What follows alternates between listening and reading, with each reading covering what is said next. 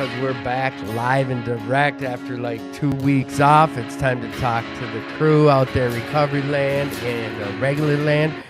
Welcome back, everybody, to the 2218's weekly podcast. This is Attitude for Gratitude. How goes it, everybody? We are in studio, which I did not think was going to be the case tonight, but it is the case tonight.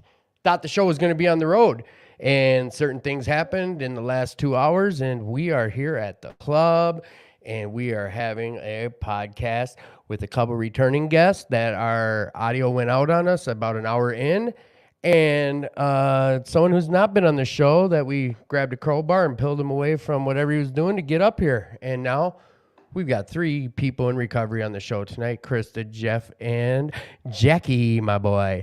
And we'll get to them here shortly after we let everybody out there in Radio Land know the situation. And here's the situation. If you're struggling, please reach out. Be careful about slamming stuff on the table too. No, it's all good. So we understand mental health is real, and like depression, anxiety, all that stuff, we get it. So if you're struggling, just please, I ask you to reach out for help. Utilize this podcast with, there's 4 of us in the house tonight. All 4 of us are willing to put our numbers out there, and we are part of being in this recovery thing. So if you're struggling, just utilize this. If you're not comfortable going to meetings or whatever, but use this for networking, use this for a platform. We get it. So also, if someone has not told you yet today, let me be the first. I love you. You are loved. And here's the other thing. You're worthy. You're worth the fight. Like, you're worth your freedom and your happiness. And you're going to hear from 3 people tonight who's all going to share some experience, strength, and hope from their backgrounds and their life and their struggles they've been through and how they came through on the other side. We all 4 work a program of recovery, one form or another. It's a type of a 12-step situation with some spirituality in there and some other stuff, meditation, recovery rooms, whatever the case is. You're going to hear us talking about it tonight. Just get the simple fact that whatever that looks like for you, get after it. You're going to, like I said, I'm going to be tearing into these guys about how it worked for them and how they did it. And it might work for you or it might not, but you will understand that there's some different options out there. So here at 2218, we've got all sorts of events going on. We already are starting to get stuff going for the Ride for Recovery. We got committees going. We've already got some things set in stone for what's going to happen. And I'm going to just give you a brief overview. I'll talk about it at the top of the hour and mention it again right before the show is over. Like I said, this is a real big event for this club, and it's a fun thing. It's enjoyable. It's really fun. Last year we did this dunk tank thing. We're going to be talking a lot about this club and a lot about Will Work for Recovery tonight, as we got some Will Work for Recovery alums in the house. And Paul from Will Work for Recovery, he won the dunk tank last year. And his jersey that he won for first place hangs in the middle of Will Work for Recovery's Resource Center. Dab smack in the middle. Me, on the other hand, I came in last place, and I got a bottle of syrup. I don't know why it was a bottle of syrup, but that's what I got for coming in last place. I mean, my ticket sales raised over $200, but I got a bottle of syrup. So we're going to be doing that again this year, and it's going to be a blast. Here's how it looks. It's the 5th annual Ride for Recovery. It's an all-day music jam, Saturday, June 24th this year. Sober fundraiser for this club. 2218 is the world's longest continually running L&O in the world. So join us in support to help keep the doors open. That's what this is a goal to do. And to have some fun. St. Paul Harley-Davidson at 8 a.m. to 9:30 a.m. We have a pancake breakfast. Brad B will be putting it on, and that's a blast. And it's like $5, and it's good eats and good fellowship too. At 9:45, we have the mandatory riders meeting. At 10 a.m., kickstands up, and away we go. I will be doing the show there. I'll be mostly interviewing most of the riders. I'm not going to be joining in on the ride, but I will be doing the podcast from the St. Paul Harley. and we'll be talking to a lot of the riders. A lot of people showed up last year just for the breakfast and to support the people riding out. So if it's something you want to do, come on down. I'll confirm with, I think, Cheryl, but I know last year we got some type of discount when we were shopping there. I bought like a really spendy jacket and got a discount for being up there. I don't know, it was like 5 or 10% or 15%, but there's something to support that St. Paul Harley and to come out there and support 2218. Then at noon, the festivities kick off here at the club. 12 p.m. There's that's everything. Basically, everything gets kicked off right then. Luce Liners. I should know what I'm talking about. At 1 p.m., silent auction will begin. That is in the auditorium and the annex. It's filled up with tons of different silent auction items, from homemade quilts to vacation packs to restaurant stuff and all sorts, just tons of stuff. The closer we get to the date, the more information I'll have on what items will be there. Then at 3 p.m., we have Happy Wednesday, and it's a music fest all day long, too. 5 p.m., barbecue begins. I believe Vic will be out there slamming out some barbecue.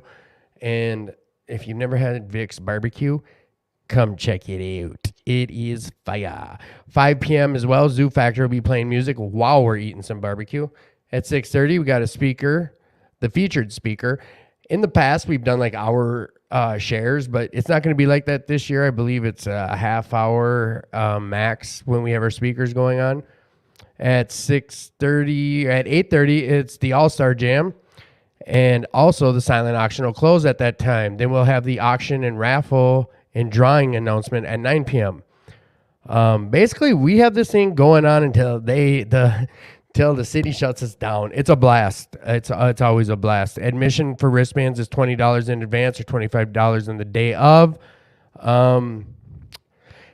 If you would like to donate, I'm going to put some phone numbers up, but I have you know what? You can come right to our website to donate as well. And if you'd like to be part of that day, there's plenty of things to come volunteer for.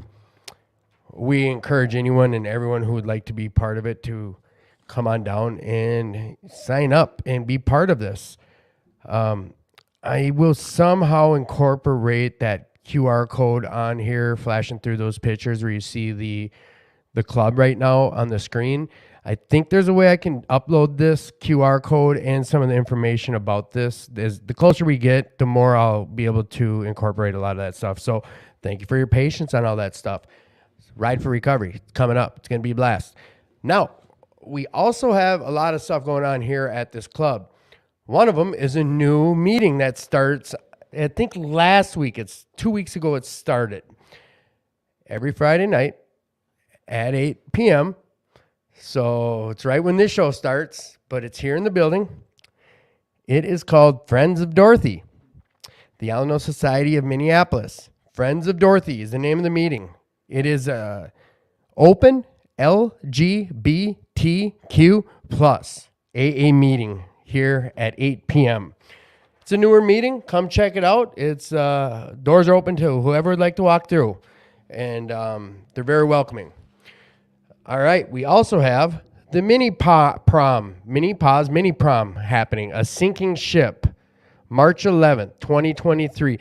Mini Pa had their New Year's event here, and it was like a great turnout. Like hundreds of these young people in recovery were here, and it was very enjoyable to see them up here having some sober, clean fun, and that's what it looks like up here, and they keep the doors open to stuff like that.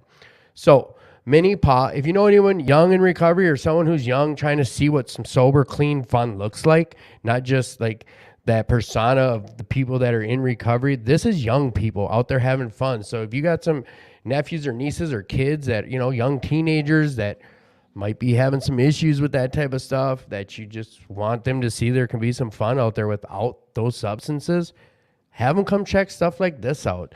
2218 First Avenue South, March 11th. There is a suggested $10 donation. It's drug and alcohol free. It's a speaker at 8 p.m. It's Jamie S. from Iowa, and a dance will follow that. there's some limited edition merch with some really cool artwork. I'm looking at some now. It's like picture of a sinking ship. It's almost like they're trying to, you know what, Jeff, you described this picture. Is that kind of like a Titanic scene? But that's not what Rose was doing on that. Rose is smoking a cig on that one, isn't she? That's Titanic. Yeah, but you seen Titanic. Was Rose doing that on Titanic? It's funny. It's like I think some young people in recovery came up with that artwork. So either way, it's going to be a blast. Let's see. Saturday night we have we have a speaker meeting here. If you'd like to come speak here, there's a sign-up sheet at the front door. Come get your name, sign up, and become a speaker here at 2218 Saturday night speaker meeting. Okay. I think we are all caught up, Jack. Are we good? We're good. Are we good to move forward with this? He's the only one I didn't do a mic thing with. So get that mic close to you so you don't have to lean forward. Yeah, buddy. Well, starting from my right, who do we got here? I'm Jeff. Oh, you know what? I got to unmute you guys. So every time I'm having you guys talk, the audience wasn't hearing you. There you go. All right, I'm Jeff. I'm a grateful recovering addict. Welcome, Jeff. I'm KRISTA, alcoholic addict. Welcome, KRISTA. And I'm Jack, addict. Jackie, my boy, is in the house. There we go. So, KRISTA and Jeff were on the show on the first show back where Eric updated all the technical stuff and we had all this beautiful sound and things were really working. But then, like at the top of the hour, was like at 9 or 10 o'clock, everything we shit the bed. It just went mute. You touched a button, remember? I didn't touch nothing. Eric was the one. button. Eric did. Somebody touched something. But it he wasn't me. Yeah. No one pointed the finger at you. The only finger that was pointing at you was. So you know what, guys? I want you all to understand that here at Alano of Minneapolis, the 2218 Alano Minneapolis, is to be the premier Alano clubhouse serving the community by offering support, strength, and hope to those that are seeking recovery and to their families. Just so you know, that's what's happening here. That's why I had a framed picture sitting there. You looked at it when you came down. You thought it was like my girlfriend or like a family picture. Cool. Yeah, no, it is cool. It's their vision statement. So quick recap. We kind of got into the two of you sharing about your story, and I think we covered quite a bit. You were talking about some spiritual experiences you had. You were talking about we you know what? We went heavy on Will Work for Recovery. Yep. Because that's where you guys found a lot of your recovery, right? Oh, yeah. Mm-hmm. Let's start there. Jeff, what is Will Work for Recovery for you? Oh, it's where I got my start in recovery. It's Which was how long ago? I'm working on 18 months, so that's Woo! a year and 8 months, right? But wait a sec. You came in before 18 months ago. Yeah, I had a little slip. You know, I was about 6-7 months in, and you know, I thought I could still do things my way. I thought I could go out and drink, and I was still smoking weed every once in a while, and you know, I just wasn't happy, and then went to a class reunion and ended up High school class reunion? Yeah. Yeah, okay. Yeah, ended up having some drinks out there. Thought I could get away with it. Came back to my sober house, and they're like, "Hey, you got to do a drug test." I'm like, "All right, cool." And then they're like, "Oh, we got to do this alcohol thing," and I'm like, "Wait, what?" Because you went and just had a couple. I don't mean to say just, but you went and had. Yeah, you had some cocktails. I had a few drinks. Was that your intention when you went to that? Were you in the back of your mind? Be honest, like were you like, "Oh, I'm gonna go have a couple of drinks. No one's gonna know." I was flirting with the idea. I wasn't, 100% yes or 100% no, but I was like, well, maybe, because it's in Wisconsin, 2.5 hours away. Nobody from around there. But you had to come back home, right? After? Yeah. Okay. Yeah. So, it was in the back of my head, I was like, maybe I will, maybe I won't, and I was like, nobody's going to know who's it going to harm, and, right. And in reality, the only person it harmed was me. Yeah, end of the day. But I came back, thought I got away with it for a hot second, and that came crashing down on me, and then, in all reality, it was the greatest thing for my recovery. How so? What do you mean by it was the greatest thing for your recovery? Well, up till that point, I was the type of person who hated hearing, oh, relapse is a part of recovery. And I still don't condone that. It doesn't have to be. But, it is part of a lot of our stories. And that's a big part of my story is I had a relapse. And one of my mentors really, put my head to the grindstone, and made me rethink everything that I was doing and what I wanted to do. So he wasn't the type that just said, "Oh, it's okay, it happens. No, you're fine." Or did he hold you accountable? Oh, he held me accountable, and it's actually Paul from Will Work for Recovery. And, I was doing a lot around there. I just started chairing meetings, helping out around there, helping lock up at the end of the night. And he basically, one of the biggest things is he's like, dude, I can't trust what you say now. How did that feel? The guy you look up to, the guy who's been there for you every step of the way, and you really respected him. Yeah. And looked up to him. And then he says, look, dude, I can't trust you, even just locking up How the does that back feel? door. Oh, that was just, it was frustrating. It was anger. It was all kinds of things. But, it really made me look at what I was doing in my recovery. If I say I'm going to do something, am I actually going to do it? Just something as simple as locking up the back door for him. He didn't trust me enough. Yeah. I just lied to him about not relay or, No, I get it. I get it. So, oh, Paul, I'm going out the back. I'll lock up the door. For a while, I don't know how long, he went and double-checked that door, and I can't really blame him. So, stuff like that, to be able to relate to it, I know growing up, I was never hit or beat by my parents. I never was physically harmed growing up for a repercussion. The worst punishment I ever could have got was to lose trust of my parents. That hurt worse than anything. So, a situation like that, did that cut deep when he said that? Dude, I can't even trust you to lock a door now. Because that's kind of what we work.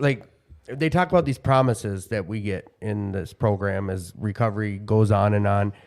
Before I came in, I thought money and, material shit. But then you start getting some responsibilities. People start listening to you. But then to start losing that because of a relapse, was there ever thought of, well, I'm done then? Or what was your thoughts after that?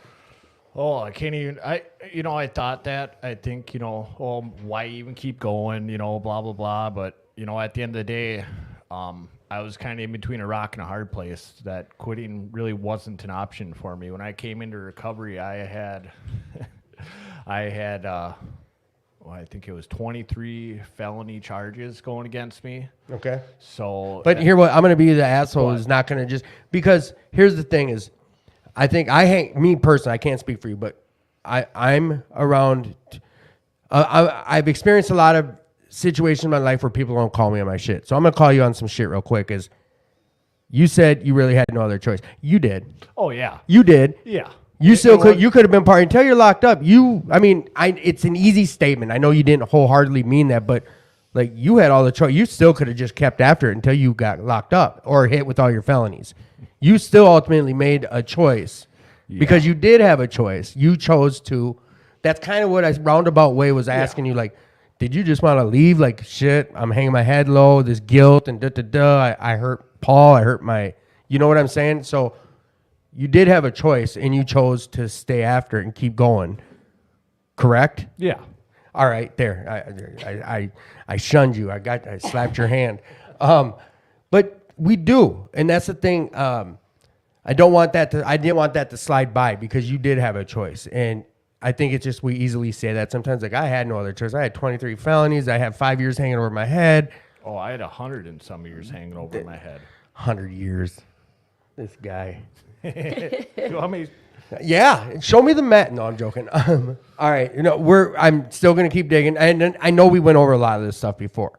But I think it's important because I remember you ran that. Yeah, I don't know if it was the Monday or Wednesday. It was a big meet. Yeah, big. And just for anyone listening, Wednesday at Will Work for Recoveries is anywhere from a little night is 40 to 50 people, right? Oh yeah. And it gets up to almost 100 people, and we've had 190 people. 190 people, and there's not really chairs like you see at meetings. What it is couches and leather couches and bean bags, and it's a chill spot. But 200 people in there is packed.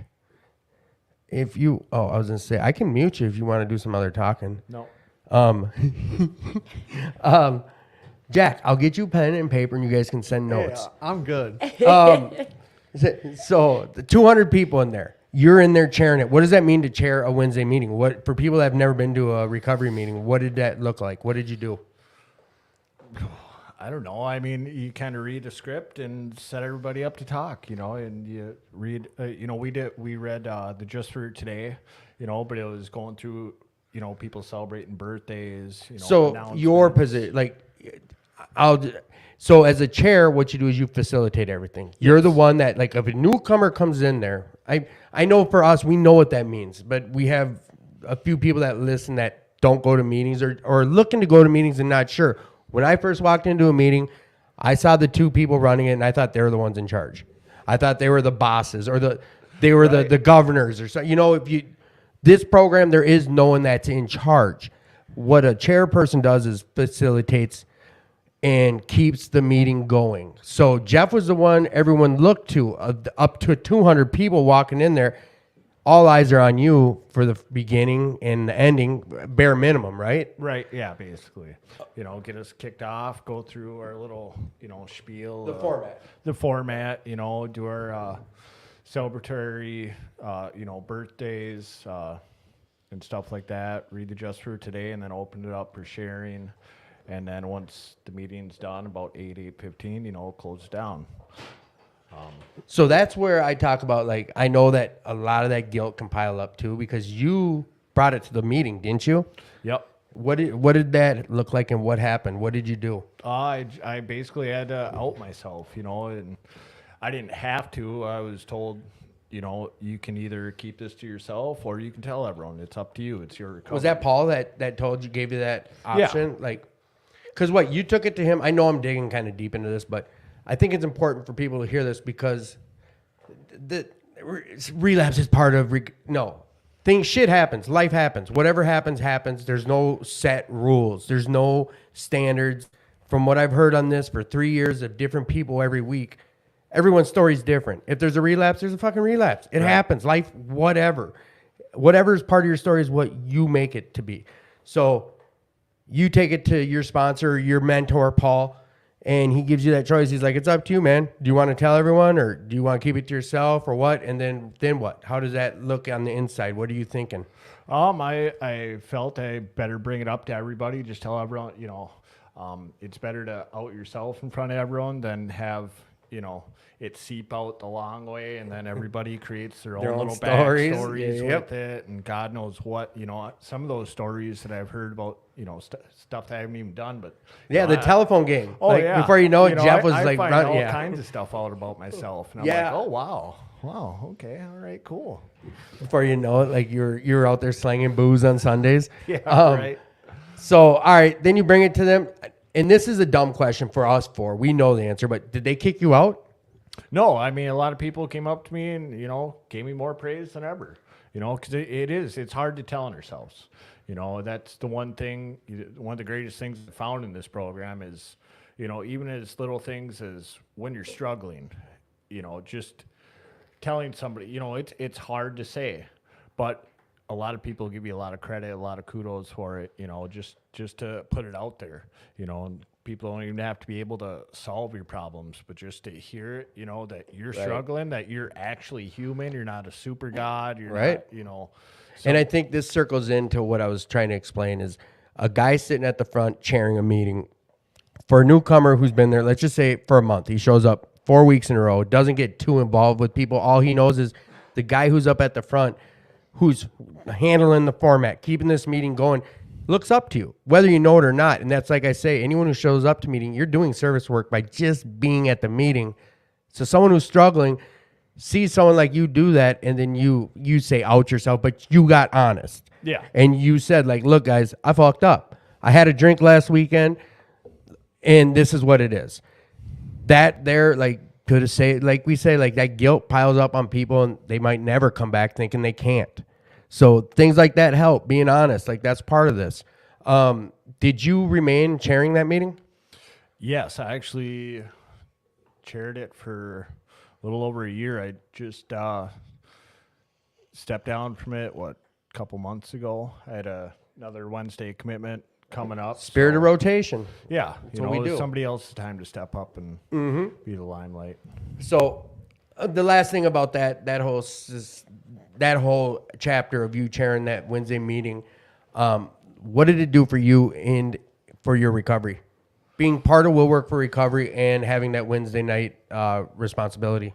Oh, it definitely made me way more well known. Like you said, sitting up in the front of a room of anywhere from 50 to 100, 150 people at times. A lot of people hear your name and see you as a figure to be followed. That you're I'm just like everyone else.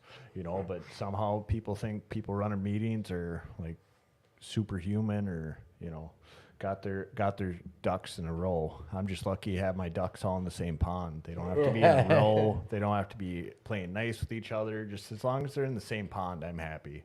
Well, we're going to hear a lot about Will Work for Recovery because, like I said, you got 3 people. I say alums, but 3 people that have made Will Work their home group at least one point in their recovery. So what I'm also doing is I put the address up here for Will Work for Recovery. They have something going on every day of the week. Sometimes multiple meetings, but I do know every day of the week there is something, correct? Yep. Monday through Friday at 6:30 a.m. they have a very structured AA meeting. Sunday they have the same structured AA meeting at 7 a.m. And then in the evenings, Monday through Saturday at 7 p.m. they have a meeting going on every Monday through Saturday. Right, and there's always tons of events that I'm going to get into, different things like I always say, like it's until you get into recovery. For myself personally, I didn't know. One of my big fears is, what am I going to do now? Like, all I know is drugs and alcohol. Like activities or like, how do I pass time? Because a meeting's only 1 hour of the day. You still got 23 hours to figure out how to fill that time. And what I'm getting at is like, during football season, they always have something on Sundays during a football game. Or they did. And at one point, like, they had UFC stuff going on until we got the cease and desist. There's always something going on, different style meetings and stuff, but it's Will Work for Recovery, 2520 North 2nd Street. And they have a website, Facebook page, all that good jazz, just like 2218 does. All right, we'll get back to you. KRISTA. Yep. What it does. Talk to me, Goose. Talked yet? Will Work for Recovery for me, it's where I learned to feel comfortable in my own skin. It's where I learned that it's okay to be me. When I walked in there, at first it was really intimidating, but then... How do you mean? It was just my own anxiety, my own insecurities, walking in and actually like going for recovery this time, Every other time it was like I was half-assing it, like just going through the motions, and this time I really wanted it. And so I was, just nervous about it. So I'm going to work on not interrupting you. The reason why I say that is because we're about to just kind of slide through what I know you shared about before. But there's a cool story about you finding Will Work for Recovery and running into some familiar faces that you're nervous about. That anxiety of showing up there because of who you might run into. Will you share a little bit about that? Like, recap that story? Because you did tell that about... Yeah. All right, yeah. So I got out of jail and I went to treatment at RCCS, and one of the house managers, she wanted to bring me to a meeting and stuff. So I went there for the first time with her, but I was, I had recently been jumped twice, and there were some people that I had did pretty dirty, like when I was out getting high, I was, you were, okay, so I was pretty grimy. Too? Yeah. And there was a lot of people that didn't like me. And I was scared. I was worried about who I'd run into. I did a little bit of just looking into who went there and who knows who and that kind of thing, which was a bad idea because everybody knows everybody, and the circles are smaller than you think. And at the same time, bigger than you think. Yeah. So it was like, I just was nervous about it and I was scared about it. But Chelsea was solid. Like, she's still to this day Who's Chelsea? Chelsea, she was the sober house manager at RCCS when I went there. All right. And what was her advice to you when you did tell her, like, look, I'm nervous to go up there. Tons of people go there. I'm scared. She kind of just laughed. She's like, girl, nothing's going to happen to you. Just put me at peace about it. Like, you're going to a place where everybody's trying to change their life. Everybody's been through a lot of bullshit. And going into those rooms, we don't carry that we shouldn't carry that drama and past crap with us in there, you know? And nobody's going to allow anything to happen to you when you walk in there. You know, everybody's in there trying to change for the better. And if somebody tries to start something, it's going to get shut down real quick, you know? But you know what? I think it's valid that it was a valid thing that was going through your head. I can't speak for these two, but I know myself, I had those same fears. Yeah. Just because, like, the majority of people who end up in rooms of recovery didn't come in here because everything was peachy on the outside. Like, there's usually some shit that happens, some whatever. Let's run the gamut. There's people that did some jack moves. There's people that snitched. There's people that robbed. There's people that stole and they lied and cheated. All these things come with that old lifestyle. So when you do that to people and you're running from that and you're getting high over that to just forget about it, that's a big fear when you walk into these rooms. It is, but then in hindsight, you know, a little over 3 years later, now I've had the opportunity where like I've done a lot of work to like forgive myself for those things, and God's been opening the door and bringing these people across my path, and it's been really neat. Like when I go to Serenity Village, there was a girl I was in treatment with the first time I went to treatment, and I treated her like absolute shit. I was just an asshole. Like I was mean. I was just rude. I got kicked out of every group for talking shit to her, you know, and she came up to me and she's like, I think I know you. And I'm looking at her, I'm like, you look familiar. She's like, did you go to New Beginnings? And I'm like, oh, fuck. I'm like, yep. I'm like, dude, I am so sorry for, you know, so it's like, I feel like God lines it up at the right time. So I was able to make amends and apologize for my behavior, you know?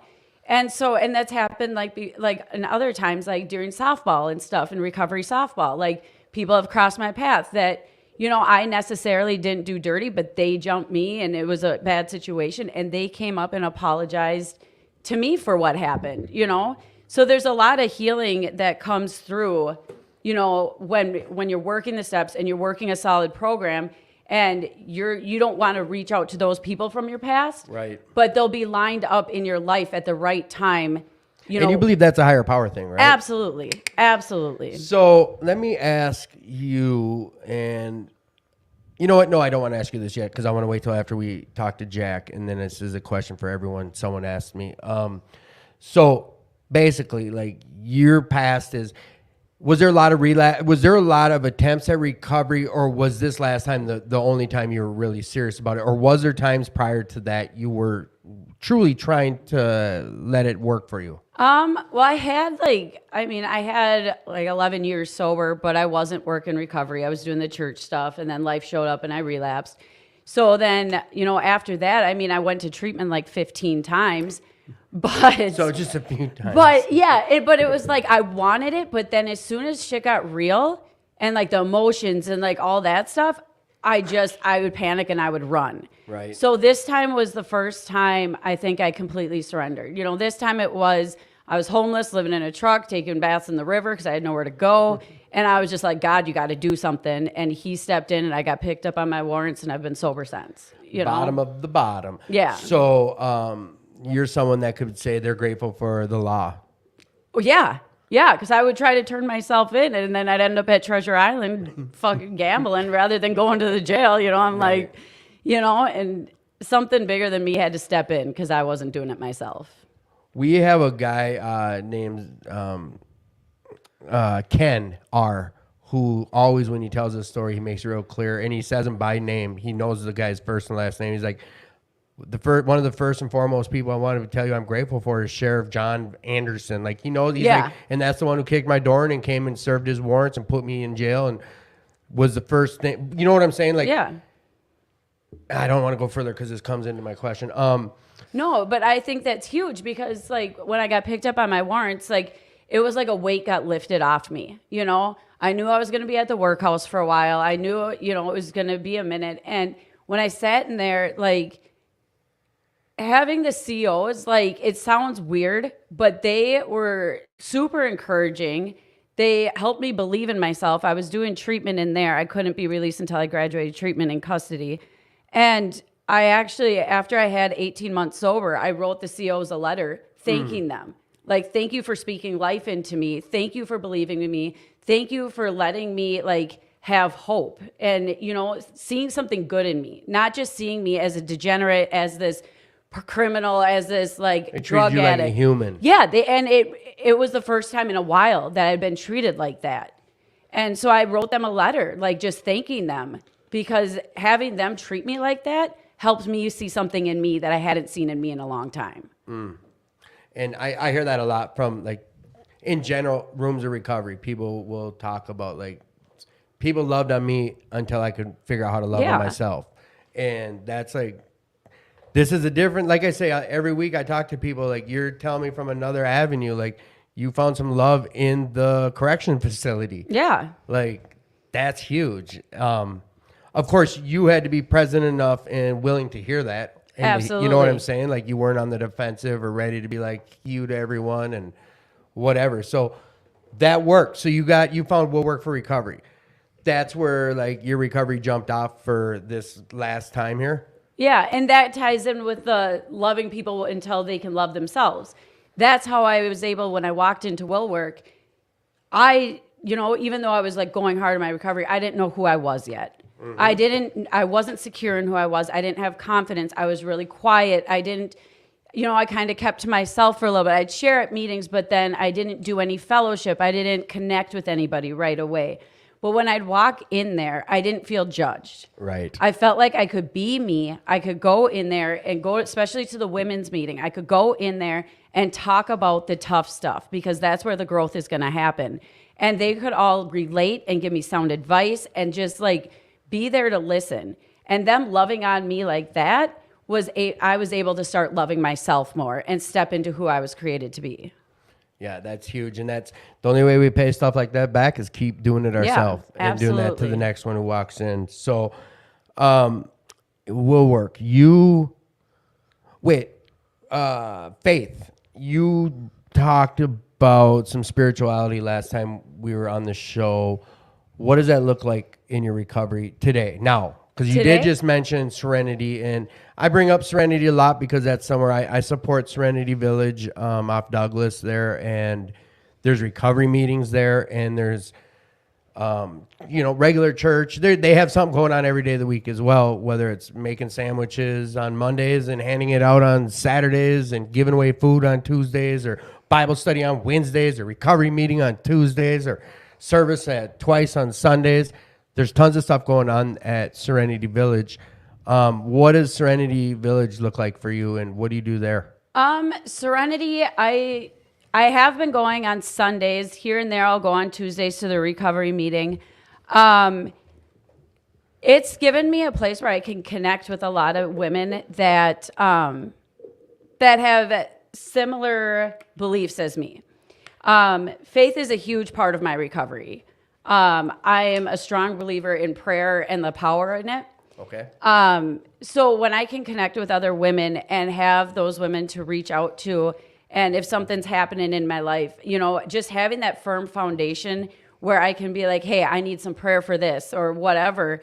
And they're going to give me like godly advice. Right. It's not going to be, and I'm not saying that's the only type of advice that's good, but for me, it's important. It's something in me that like brings me alive to be able to like pray with somebody and to seek God and to like go and worship and just feel his presence. And it just can make me feel more whole than it does at just like the standard recovery meeting. Did you share something about your mom being really religious or something? Tell me about that, because I tried to regurgitate what you shared. Yeah. I think it was something about she would pray for you, or she would wake up. That is you. So, All right, that's me. Come on with it. So I think it started like when I was 15, when I had an eating disorder that was really bad. It was the first real boyfriend. I started having sex. My mom found out about that, I just started steering away from my sports and being a little bit more rebellious and stuff. And my mom started going to church every day. I mean, she was always a woman of faith, but she started going to church every day. And every time I was on some bullshit, either she'd call me or the next day she'd be like, KRISTA, what's going on? And I would be like, what do you mean? She's like, what are you doing? And I'm like, I don't know. This is out of the blue after you've had some tough shit going on. Yeah, Okay. she had no clue. Well, she did, but like she shouldn't have. And she's like, well, God had me up praying for you. What were you doing at this time and this time? And I'm like, man, every freaking time. Let me elaborate that. So what she's saying is her mom would wake up in the middle of the night because God spoke to her and was like, my daughter's going through some shit. I got to start praying for her. Start praying. And out of the blue the next day, she calls like, what's going on with you? Like she already knew. She already knew. And my mom listened last time when I shared about that. And I went to her house right after and she's laughing. She's like, you know, your brother said the same type thing. He said that I needed to stop praying for him because he always knew when I started. I'm like, but it's super cool though, because I often wonder, like, if she wouldn't have been woken up those nights and been praying for me during those times, like what would have happened? So like you have a strong faith instilled in you, whether you know it or not. Like it was. Oh yeah. Okay. Oh yeah. Yeah. I grew up like going to church and having, you know, like it's always been a core in my life, you know? Right. When I was married, he was a worship leader at church, and like I helped with the children's ministry and we did prison ministry and like we did all this stuff. We were super involved, and you know, God's been, you know, like he's been part of your life. Yeah, he's been a huge part of my life. So on the family thing, and I didn't talk to Jeff about this, and we'll get back to that, and we're gonna move on after that and get to our star quarterback, Jack. You see how I'm building this up, dude? I just can't. Ooh, best for last. Dustin's in the corner just laughing. I love it. Got him. Family. Like, did you ever burn any bridges with your family? Oh yeah. So kind of talk about, I don't need instances, but talk about how you treated family and where you're at with family today. Active addiction, I treated them, I think, probably worse than anybody else. We burn the ones we love first and most. Well, I always had, because I'm a wuss. Like, and I always thought, okay, if I do them dirty, if I steal from them, if I do this to them, they're going to love me anyways, and they're not going to hurt me physically, so it's going to be okay. It's safer to... Say that again. No, serious, say that again. So, I don't even remember what it is. They loved you the most, so you knew that... What? So I knew they wouldn't physically harm me. I knew that they would love me still, that I thought it was the safest person to hurt because they're going to love me anyways. Okay. And I was scared, like, if I do somebody else dirty, then they're going to retaliate, and then, you know, I could get really hurt and da-da-da-da-da. Yeah. But my family, I'm like, okay, well, they're not going to physically hurt me. I mean, yeah, they pressed charges on me, but but I am so grateful they did, because I wouldn't have gone to jail if they didn't, you know. But yeah, I did them really dirty, and my dad and I had always been really close, and he's a man of his word. If he says something, he sticks to it. If you ask him a question, he's going to be brutally honest. So be prepared for what you ask him, you know? Yeah. But he said I needed to have 2 years sober before he would talk to me again. And as soon as that 2 years hit, he absolutely has been back in my life and talking to me. We just went ice fishing a couple months ago. Yeah. I go to my parents' house every other weekend to spend time with my kids. You know, it's like, it's the little things, because it's pretty cool. Like, I was super excited. Like, I have my dad's phone number in my phone again, you know, and like, he'll send me fishing pictures and like, that's awesome. You know, you reconnected. Yeah, I reconnected. Yeah. And, you know, I got my kids back in my life now. So real quick, on page 82 of one of the fellowship's literature, the alcoholic is like a tornado roaring its way through the lives of the ones in our family, the ones that we love. Hearts are broken. Sweet relationships are dead. Affections have been uprooted. That's what we do to the ones we love most. We're like a tornado ripping through the family. This goes to selfish. No, not selfishness. And I still goes to that other question, or that thing I need to bring up. So your family, you tore it up. Like, it was selfishness. It was all about KRISTA. It was all about me. You know, like I moved back into my parents' house with my 4 kids after my divorce, and I relapsed, and I chose to take off and do drugs and leave my kids with my parents. You know, and they welcomed me back a few times, and for a long time I blamed it on them. I'm like, well, they kicked me out. No, they didn't. You know, like, they let me come back multiple times, and I kept choosing to leave. you know, and finally it was, you can come back if you're going to be sober, but you can't come back until you know, go get help, which it, you know, like understandably so, you know, me bouncing back and forth, having my kids watch me be in a hot mess, coming there and sleeping for a couple days and taking off again. That wasn't good for anybody. That was just leaving my kids more heartbroken and more hurt and more devastated and creating a huger mess for my parents to clean up. Yeah, to just think like, I mean, the what ifs are so heavy. Like, what if your parents weren't around? Where would your kids be? Just to see that while going, and that happens daily. Yeah, daily in the world. And it's sad. Like, it's not fair to children. Children are the innocent ones always, and we get selfish. We just get selfish. So you're good with your family now? Yeah, absolutely. Real good. Yep. Out there ice fishing with pops. Dude, yeah. All right. Yep. All right, cool. Hey, Jackson. Let's unmute Jackie. Who are you? My name is Jack. Really? Yes. We love you, Jack. It is. Let me just tell everyone real quick about Jack. Oh, God. Jack, no, man. Look at, now watch how red I get my guy's face here. Jack's a fucking superstar. If you want to talk about growth in this program, and you've heard this enough, at least from Dustin and I know you have, Jack beats himself up more than anyone I've ever met. Yeah. More than anyone I've ever met. Beats himself up. I thought I beat myself up a lot. How many times are you guys going to say off? So, no, I muted myself. Jack is really hard. You know what, as of late, I can't say he has because I haven't been in communication with him as much as I was when we were going to the same men's meeting a lot. But he's always tough on himself, always doubting himself, or used to always really doubt himself while he was making the biggest strides out of most anyone at this men's meeting I'd be going to. And he'd come in, share, he'd always show up every week, Wednesday, start doing his job. You know what? I'm stealing some of your thunder. Jack is a guy in recovery who is like an onion, and you got to peel these layers back to get to who Jack is, or to get him to feel he trusts you enough to even speak with you and open up. But he is what we call a superstar in recovery, whether he sees it or not. So Jack, now that I've given you an intro, I don't do that with people. I usually make them do an intro of themselves.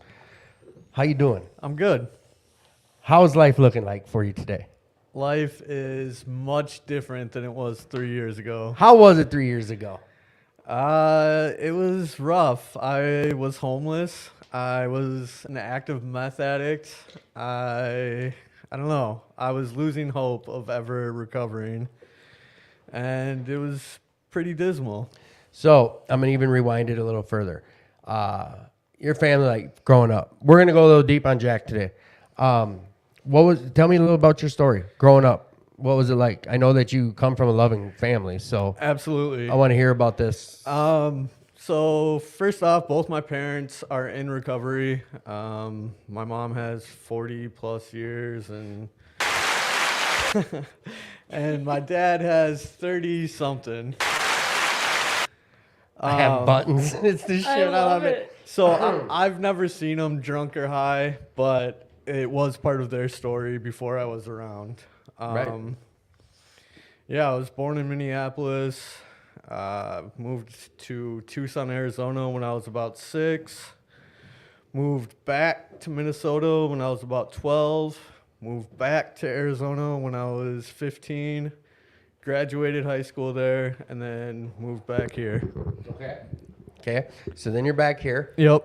And when does our using life start? It started when I was 15. 15. But until then, and even probably during then, like you just said, you never seen your parents high or drunk. Nope, never. And they were loving parents. Absolutely. They didn't beat you? No. They didn't neglect you? No. They didn't leave you out to fend for yourself? No, never. Okay. All right. Just making it clear. Not once ever. Okay. Yeah. But I bounced around to different schools quite a bit. Yeah, so I don't know. I think at a certain point growing up, I just stopped making really good friends, or stopped trying to make really good friends. You're an only child? Yes. Okay. Only child. And yeah, so I always thought of Minnesota as my home, and I knew whenever I graduated, I was going to move back immediately because all my extended family was here, including all my cousins, my grandparents, you know. So like as an only child, your cousins were you were Yeah, close with your those- cousins and yep. stuff. Yep. That they were like my brothers and sisters Okay. that I never had for sure. Using started at age 15. I lived out in the middle of nowhere. It was a 2-hour bus ride to school every morning. And I was bored and I was mad at the world. What were you like living up in Orr or something? Like I Ely? was about 15 minutes from the Mexican border. Oh, in you're okay Arizona. from down Arizona. I Yep. thought you were talking about here. So, all right, you're all pissed off. You're not Minnesota. Whatever your reasons were, you had your own reasons Oh, why it yeah. was time to get after Yeah, it. I was just an angsty, teenager that, wanted to do something different. Teenage angst. I love it. Yep. All right, so you start falling in with bad crowd, or you start finding drugs. Did you become hooked right when you started? Pretty much, yeah. I mean, I remember the first time being high, I was thinking to myself, why would I not want to do this all the time forever? And I don't know if that's a very healthy thought. to Bullshit. have. It's an honest thought. No, it's But an it honest. is. I mean, looking back now, Yes. it's an honest thought. Absolutely. When I talk about heroin, I still say the same. Like, I'd be lying if I said like that wasn't one of the best feelings of my Oh, life. yeah. I mean, it was a feeling that, people can tell you how it feels, but until you experience it No, yourself. that's a little scary to say, but okay. So all you kids true. listening that No, aren't sure if they don't- want to it's- use, no. It turned out to be not worth it. There for we sure. go. Yeah. Absolutely. So like you're like this was your first high. You're like, God dang, I'm always stay high. Yeah, Okay. I mean, yeah, it was something that definitely changed my life from that point on. Okay. Um, So then we're down in Arizona, sucking on that I mean- glass. Doo-doo. I mean, by age 16, I was doing coke. It was easier to find a coke dealer in high school than have someone buy me liquor. Right. So, I mean, I started doing other drugs while I was That's in high sad. school. I think that's still how it kind of is. too. I believe it for a lot of, Yeah. unless you have an older brother or, Right. you have someone that you knew, it was easier to find someone that wanted to sell you drugs than it Right. was to buy liquor. That all changed when I came to Minnesota. It seemed like everyone drank, probably not as much as I started to, but alcohol, it quickly changed to alcohol once I was here. Drugs were a lot more expensive. Yeah. So did you move up here with your family, or did you come up here alone? After graduation, I came up here and started living actually at my aunt and uncle's house Okay. in Minneapolis. So my closest cousin was still in high school. I was living with them. A couple of my older cousins had moved out, so there was a little bit of room, but yeah. All right. So you were up here 19, 20. How old are you now? I'm 35. Okay, so still a little baby. We got to remember we're adults. So you're 20, you're coming up on 20 or whatever, and you're drinking like a fish. Absolutely. Okay, keep going. What's the progression looking like here? My progression was super quick, and instead of limiting it to weekends and partying with people that were somewhat normal, I started drinking every possible minute of the day, pretty much. I would try to keep jobs for a short period of time, but I mean, I was living with a couple buddies, and they had jobs, but I would just literally drink all day while they were at work and drink with them when they got home. And I quickly became physically addicted to alcohol. I think by the age of 23 or 24, I was starting to have seizures when I didn't have alcohol. From the DTs? Yeah, from the DTs. So people that don't know, what does that mean? Like you would, what do you mean you would have seizures? What? My body was so used to alcohol being in my system that if I went, 12 hours to 24 hours without it, I would start to shake violently. So you get like the shakes. Yeah, I and would get the then- shakes, and eventually it would get so bad that I would have a seizure from not having alcohol. How long did that go on for? Like that? Because then what? If you don't get professional help, you have to just get back on the bottle Right. and keep up that. Well, yeah, that's the lie that you tell yourself. Like, I looked up online how to detox yourself from alcohol so many times. So I would buy a bottle with the idea that I was going to slowly detox, and I would end up wasted every time. I did the same with heroin. I did. Yeah. It's the same. Like, and I don't know what that says about an alcoholic or an addict who does something like that. Like, actively tries to see how to get off of whatever I'm on or how to safely detox from whatever you're on. I don't know what that said. And at our stage, I mean, it shows that you, at least you're contemplating change in your life. It's in the thought process. Right. It's somewhere in your thoughts that, hey, maybe this isn't the most healthy thing in the world. I mean, not to mention I was looking like a crappie over there on the floor flopping around. But Well, yeah, but besides that, you know. So then, so this goes on till how long before you break that cycle of the alcohol thing? I mean, I can't remember the exact age that I went to my first treatment, but I don't know. I mean, I went to 5 or 6 different treatments before I found meth. Real quick, a funny story. We have a guy named Rick B who comes on the show once a month, who runs a 4-step workshop here at 2218 every Wednesday at 6:30 in the annex or auditorium. Him and Jesse come on here. Well, he was on the show 3-4 weeks ago, and usually on Saturday nights, I'll either come here and listen to the speaker meeting. I'll come here and do the speaker meeting, or SNL over at the Basilica of St. Mary's, and they do, it's called Saturday Night Live. It's an open speaker meeting. And we went there after, Friday night we had Rick and Jesse on, then we go there and Rick was the speaker. I'm like, first of all, why didn't you tell me? Oh, I don't care. I don't care if anyone knows. Of course, it was a packed house. Everyone came out to see him. And he's telling his story. He's like, I don't know, 10 minutes in, he's like, I was raging alcoholic, I followed down drunk. But you guys, I found the cure. It's crystal meth. And he got a big old laugh, but that's what he did. That's what he said. I got off alcohol, and the way I did was meth. Yeah, I mean, I remember a neighbor that I had telling me for years, hey, maybe you should just get a drug problem to cure that alcoholism. And I would look at him and I had no idea what he was talking about until one got replaced by the other, which is not a good way to do it. No. I do not recommend anyone it to who thinks that we're being serious. It's not serious. It's a terrible, terrible situation. A lot of the guys in my circles with the heroin, they would use meth to deal with their DTs.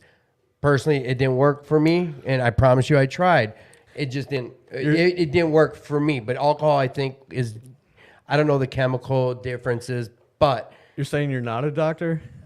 you know what? Weird thing is I'm not. I didn't go to school for 8 years. I don't have a PhD, and no. But I did play doctor. You should have seen me with needles and stuff, sure. and alcohol wipes. I'm sure. I sure thought I was. So then you are a meth head. Yes. So you become meth head at 25, 26, whatever. No, it didn't actually start until I was about 30 almost. Okay. Yeah, no, hey. When I was drinking, I classified myself as a partier. So I was doing tons of other drugs with the drinking, but drinking was always the main one in my life up until then. So then, all right, drinking. Then drugs. Matter of fact, you connected with someone in this room while you were in your drug use, correct? Yes, I All did. right, yeah. I've heard stories. I don't really care. Yes. But being that it's a show and we want to hear about it, but I also, what goes through my mind right now is the simple thing of I got some older guys in my life from recovery that are like, you spend more than 5 minutes on what it used to be like.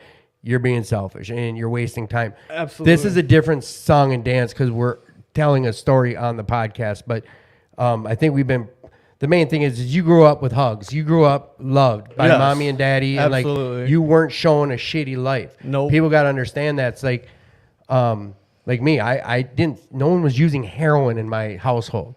No one was sitting there abusing weed and alcohol, or I wasn't being beaten. And it sounds like same with you. You were raised right. Right. My parents always knew that it was a possibility that I might inherit the alcoholic gene, which Is that even true? Is there really such thing as an alcoholic gene? I don't know if it's true, but if it is, I definitely got it. And I mean, I was warned from a young age. Right. Like, they basically told me, Don't start drinking because you could have the bug. Not even that. They said, we know you're going to experiment like in your teens and stuff, but just be careful because this is what happened to us.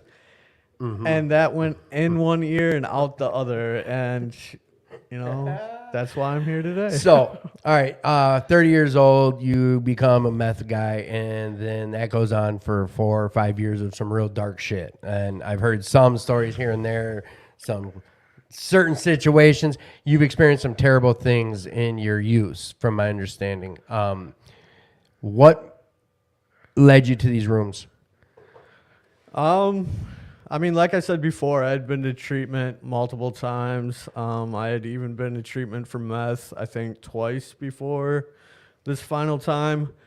I finally got picked up on my warrants on Thanksgiving of 2019. So we can thank the law again in this room. Yeah. Okay. And the one thing that did do for me is it gave me, you know, I don't know how, like almost 2 months to clear my head out a little bit. And then I was sent on a furlough. So I had to follow all recommendations or it was like I was running from the law, which was the best thing that could have happened for me.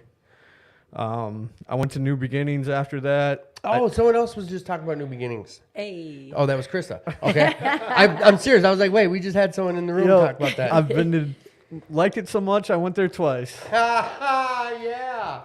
So, New Beginnings was your first taste of recovery? No. No, definitely not. I've tried this many times, but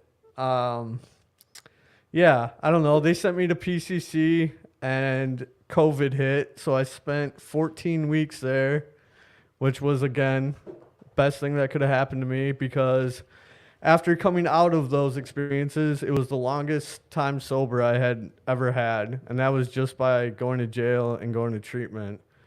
And after coming out of those places, I was like, I think it's a lot of people's story or a lot of stories that I've heard when they come and talk at treatment centers that everyone knew that they were done. Like one thing happened and they knew that they were sick and tired of it.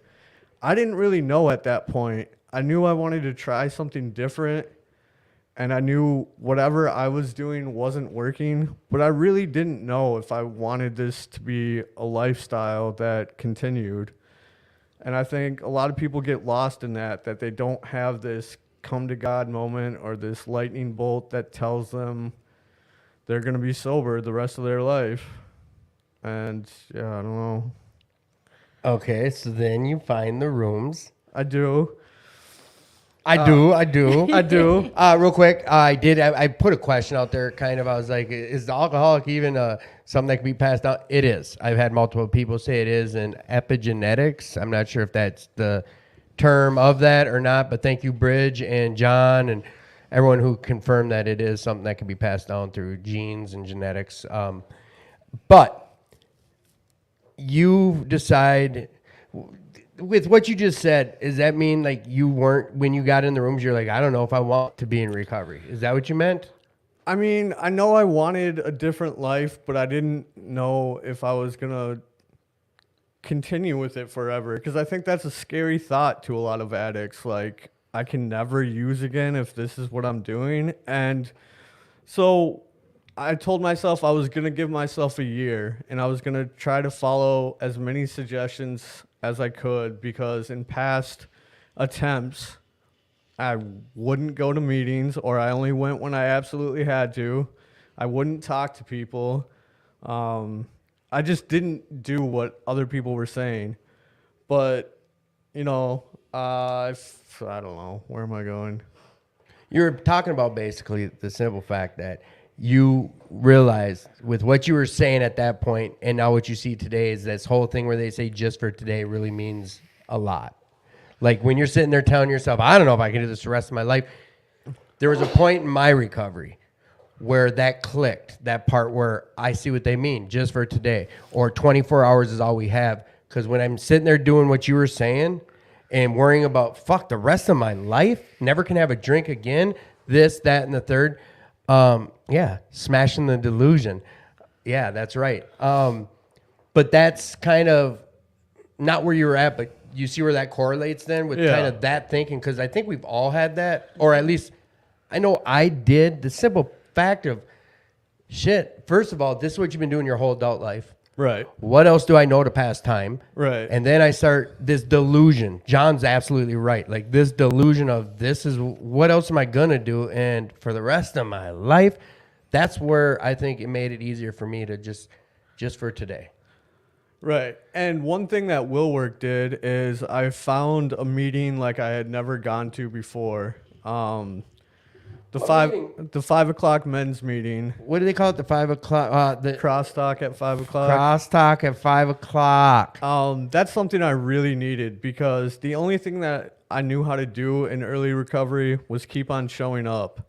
And at this meeting, you are allowed to give advice or tell them what you did and how it worked for you. It wasn't advice. It wasn't advice. We it would tell was about suggestions yes. of what you could do.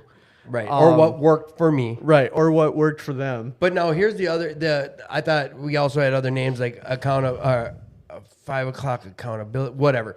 But for this meeting, there's the goals group that we have. Absolutely. But also being held accountable. Like, what does that meeting mean to you when I say that? It's just having people to check up on you that care about you, that have no other reason to help you except that they're doing it to see you do better, basically.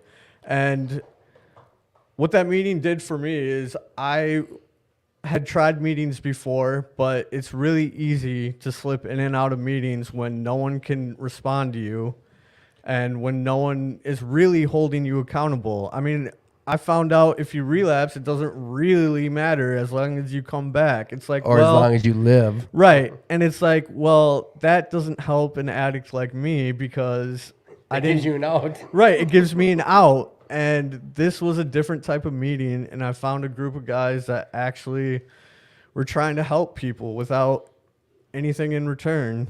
But now looking back at a lot of what we were doing in there and what we still do in there is you say how it helped you, but like, or other guys doing this just to help you. Now realizing that, do you see how it was helping them? Yes. So I like, do now. because now I'm sure there are some people I'd imagine, I hope you have in your Rolodex, that means phone book, guys, where you check up on them too for the right reasons, because that does something for your recovery. Absolutely. So Absolutely. with that meeting, like, now here's where we're going to talk about a little growth with Jack. At the beginning, the first 6 to 10 months, I'd say even the first year, Jack beat himself up more than anyone in there. It was not boo-hoo, poor me, but sometimes they talk about that in this book, this program, is our surroundings see our growth well before we do. Mm-hmm.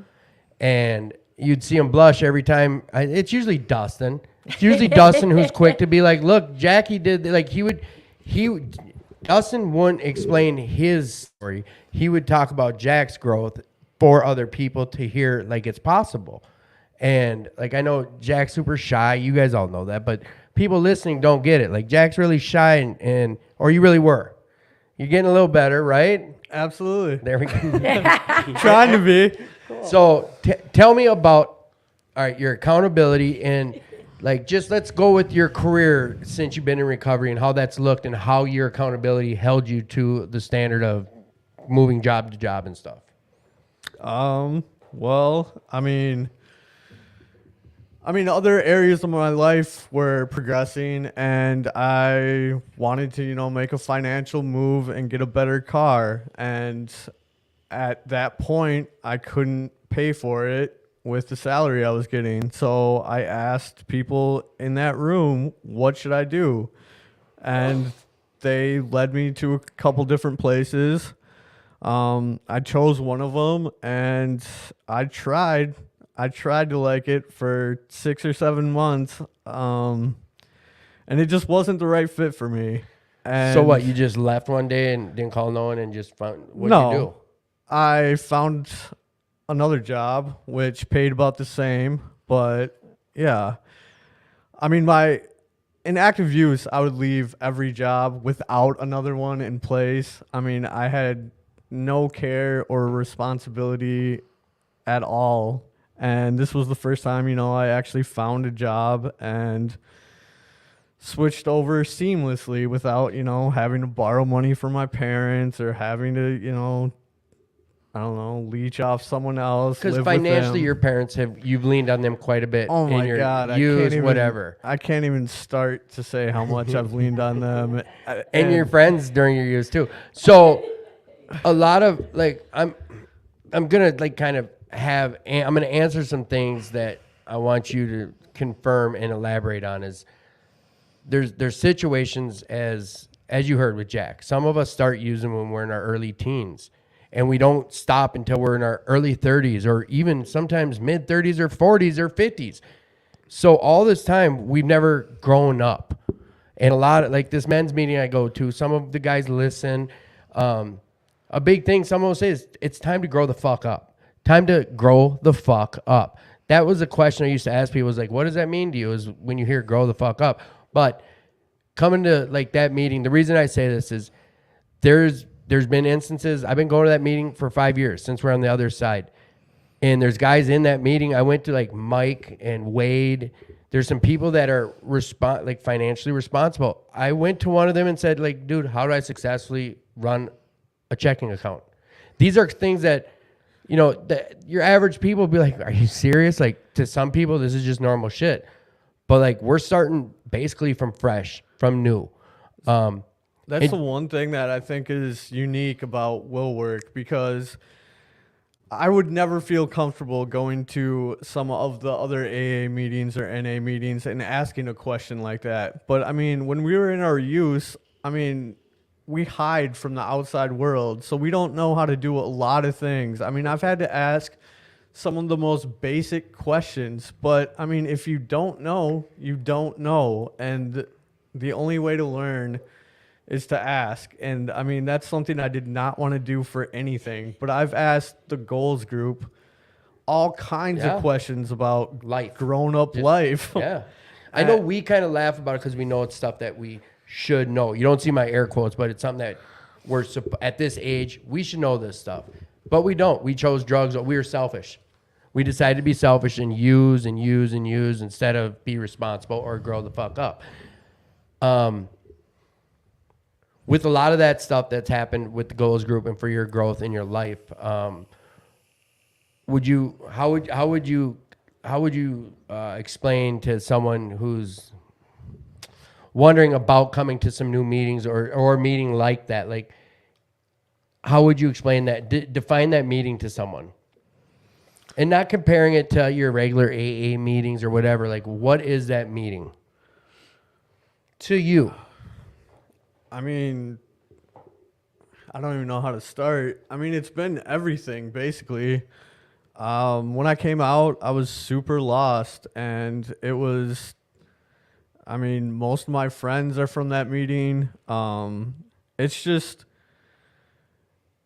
taking recovery to a new level, I think, because it's not just about going to the meetings and telling how you feel. It's getting support from other men in the program that have maybe just a little bit more time than you, or maybe know something about a subject that you don't know about. And it's just helpful in more ways than I can even explain. And like a good example, not to say more time. It's like, because look at Justin R. It's not always just time. We look to guys like we looked at people in there with experience. There's people like Sheldon or Paul even.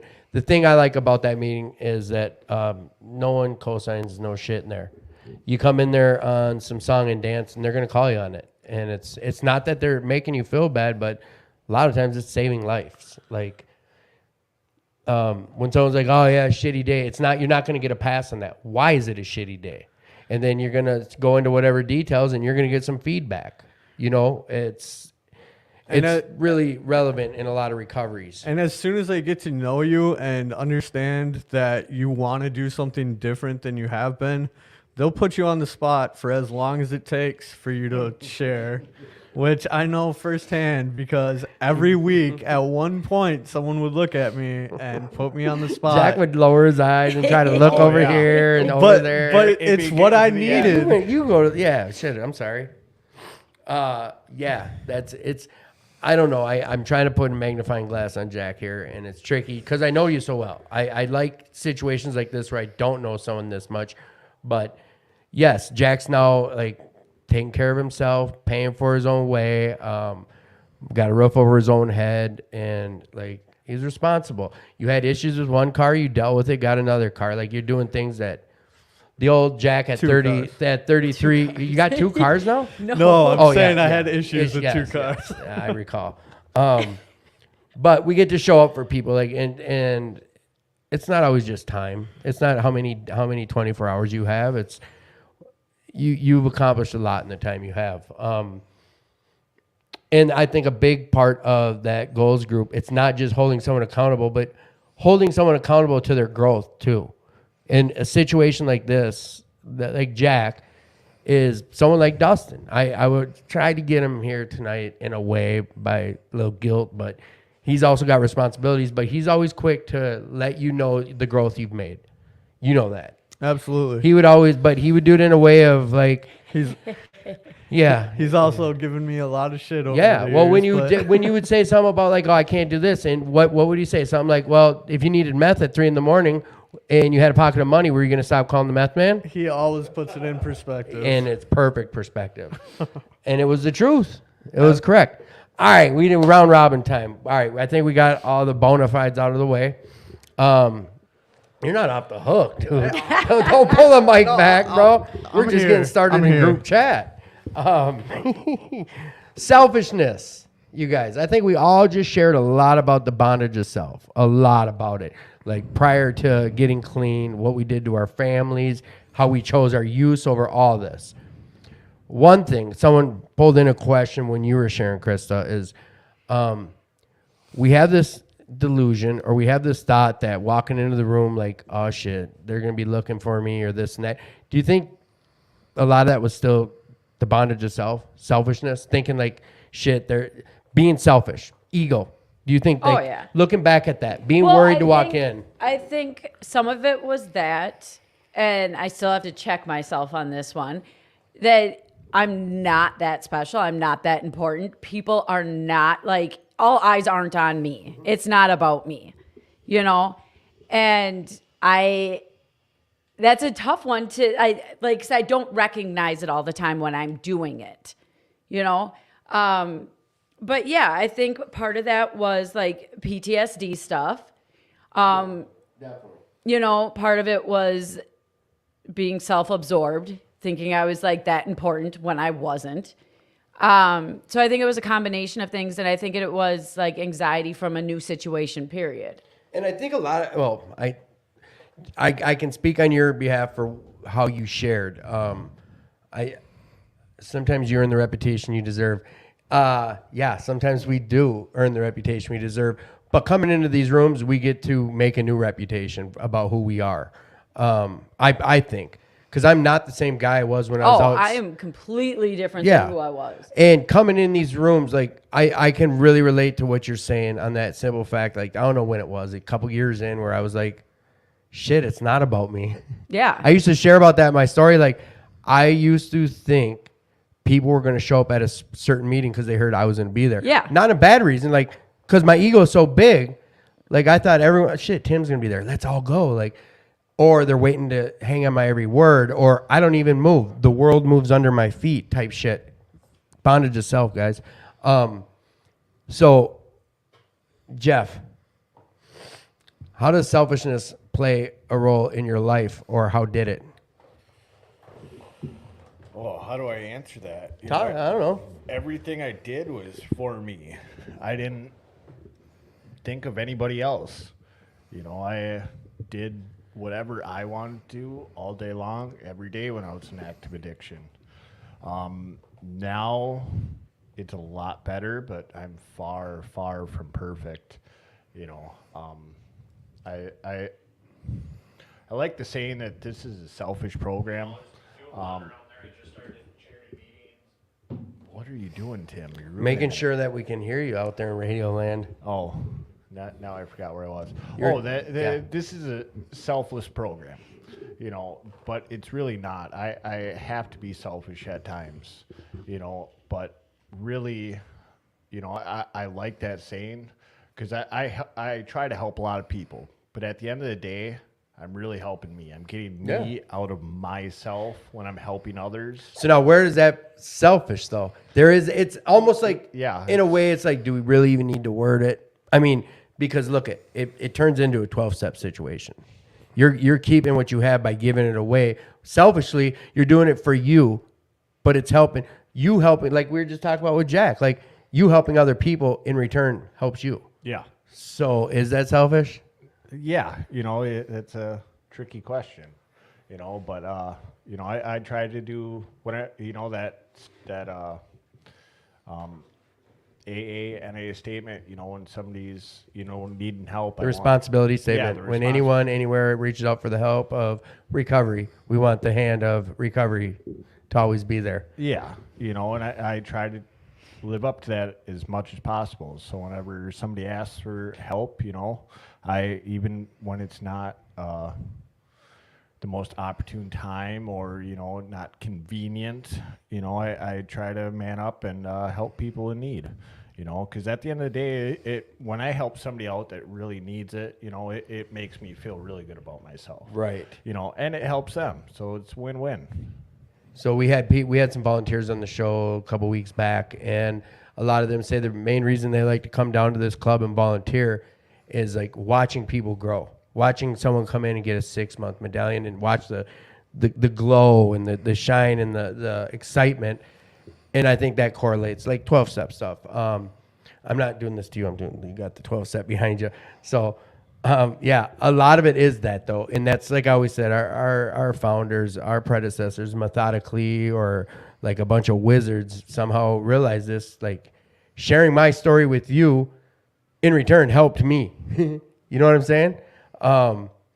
So, Jack, how selfish were you? Very selfish. The only thing I thought about was myself. I brought everyone else down around me. I used the people that were closest to me, which were my parents. I said horrible things, did horrible things.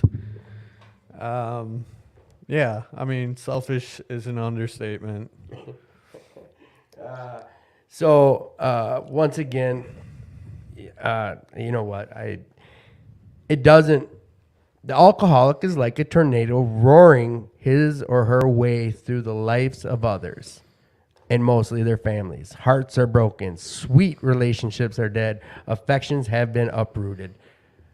A lot of that's from our selfishness, I believe. We had a couple questions that came in while you guys were all sharing, and I copied them and pasted them for our audience to hear you guys answer them.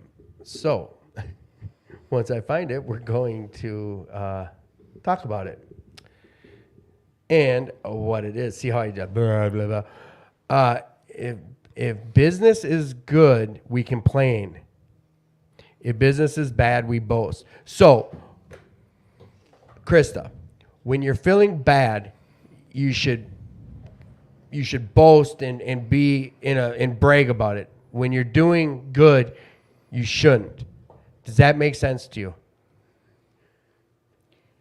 So you're saying like That's such a corny ass question. yeah, I don't know how it. I'm like I don't even know how to answer that one. Put this into question form. When things are going good, we should complain. When things are going bad, we should boast. Go ahead. I don't know. The way I kind of heard that is like when things are going good, I shouldn't brag. And when things are going bad, I should be talking about them. You know, like I I don't think bragging is ever like a great thing or like boasting about something. Yeah, you should be proud of yourself and you should embrace what you're doing good and like what you're achieving. But like bragging about it is such a negative connotation to it. Like I don't know. I feel like that's like egotistical. Like, hey, just feedback from some. I don't mean it's a corny question. Thank you. Keep on bringing them in. I appreciate you guys' input and questions. I do agree with Jeff though. Like if things are going bad, you should talk about it. You should talk about the tough stuff. But also I think that's what they mean. Yeah, but also going through something tough. I got my people to talk to. Let's come up with a solution and not just sit in the problem. Yep. Because if we're just going to sit and complain,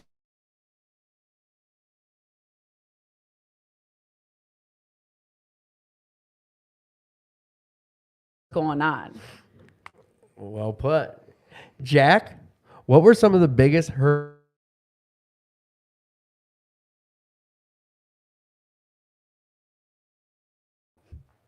There's no wrong answer, bro.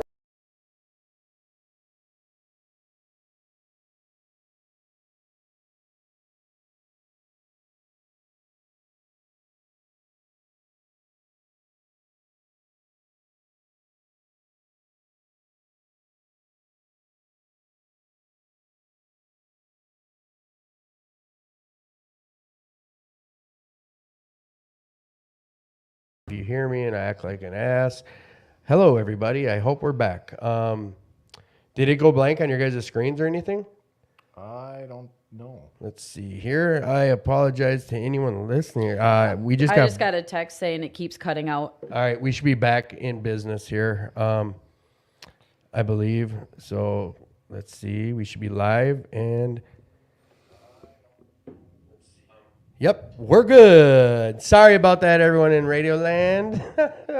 Shucks. I think we're back in business. Jack, what were some of the biggest hurdles in your early... You think you weren't going to get the question again? No, I knew now it you was had time coming. to think about it. What were some of the biggest hurdles in early recovery for you?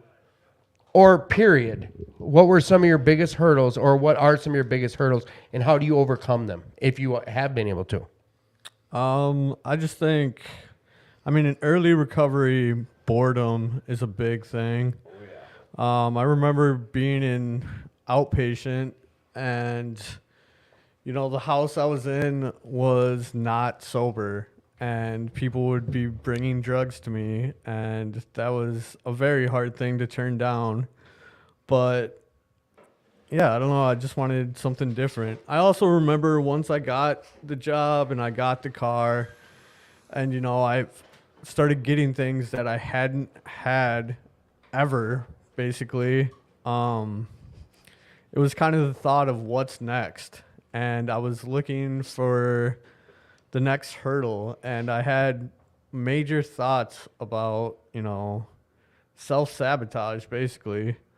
I don't deserve this. Like you said, I beat myself up a lot in early recovery, and there's a lot of guilt and shame for my using. So yeah, I don't know. At certain points, it just felt like I wasn't worth this new life that I was getting. So we opened a window because it's getting warm in here. So welcome to Minneapolis, everyone who can hear our background sounds. I don't know. I hope it's not too bad. Of course you can hear it all. So thank you, Bridge. We really appreciate that. KRISTA, who inspires you? And do you have a mentor? Yeah, I have a few women that I go to, for like that I look up to and I go to and I work the steps with and stuff. Who inspires me though the most is when I go to meetings and I hear people being real and raw and just authentic. Not talking to hear themselves, but you can tell when they're speaking from their heart and they're being just real. Their emotions are raw. It could be the newcomer. It could be somebody that has like 20 years. It could be whoever. But when they're just being genuine and they're speaking from their heart and you can just feel it, it just lights something inside of me. When they have this fire that they just want recovery, they want something different. They want You got the sirens.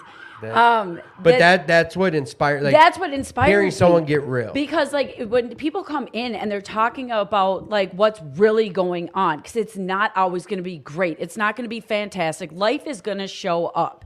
So when people come in there and they talk about it, and then they come back and they're getting through it, and you can see them growing. Like how you're talking about people want to volunteer because they see that light come on in them. They see that glow. And like that's a huge thing for me. When the newcomers come in and you can see them transform, it keeps me going, because it's just like it just brings me back to like when I first got sober. That passion, that drive, that it does something in me that wants me to keep going even more. And I don't know. There's just something really beautiful about it. Right. No, and that's the spirit of this program, I think, is like one addict or one alcoholic helping another one. But this all started by one guy just telling his story over and over to whoever would listen. And like, that's what kept him sober. Like, and being real makes a big difference. Can you remember the first time you shared from the heart? Like really shared and got it off your chest in these rooms? Yeah. I can say it. It was at a will work meeting, and I was struggling because like I'd always been like pretty codependent. I always had felt like I needed a man to take care of me. I needed him to provide for me. I didn't think I could do anything on my own. I didn't think like I had been a stay-at-home mom for a long time. I didn't have any money. I had always had somebody paying my bills, doing everything for me. And I remember I came in and I just started talking about it. And I was like, I don't want to be in a relationship or have somebody until I'm 18 months sober. But it's hard. Right. It's hard to believe that I can do this, that I can stand on my own 2 feet. It's hard when you feel lonely and you want that comfort. But it's also finding yourself without needing another person in your life to validate who you are. Outside validation is always good, to an extent, but only relying on that to know who you are is not healthy. And so I remember sharing about that and like opening up about like how it's tough, like how I don't believe in myself, how I didn't feel like I was going to be capable of anything and all this stuff. And it was, I don't know, it felt like a weight was lifted, and it made it easier to deal with those emotions and to deal with all that stuff, just getting it out. Because when it sits inside and it ruminates in my head, it feels overwhelming and it feels stressed out and it feels like suffocating. But getting in those rooms and just letting it out, just sharing what I was struggling with, sharing that I didn't feel good enough, and opening up, it opened up doors for other people to be able to talk about similar things, And when we cultivate an atmosphere where people feel safe to talk about the tough stuff, then we can all come together and support each other and grow. Right. That's a we thing. Mm-hmm. Right? Same question. No. Question is this. Who inspires you, and do you have any mentors? I have a few mentors.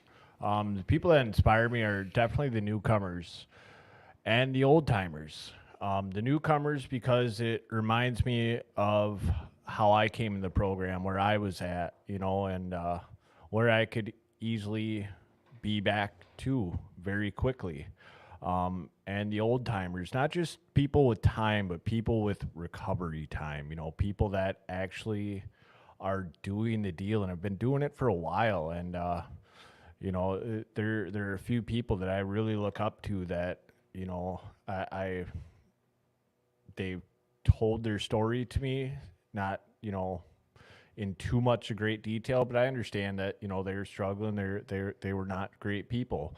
And now today, to look at them in the recovery community and, people really idolize them because they are not only coming to the meetings and to these rooms and putting on the mask, but they live this every single day in every aspect of their life. One of the great great quotes that I've heard people say is, don't ask me how I'm doing, ask my wife.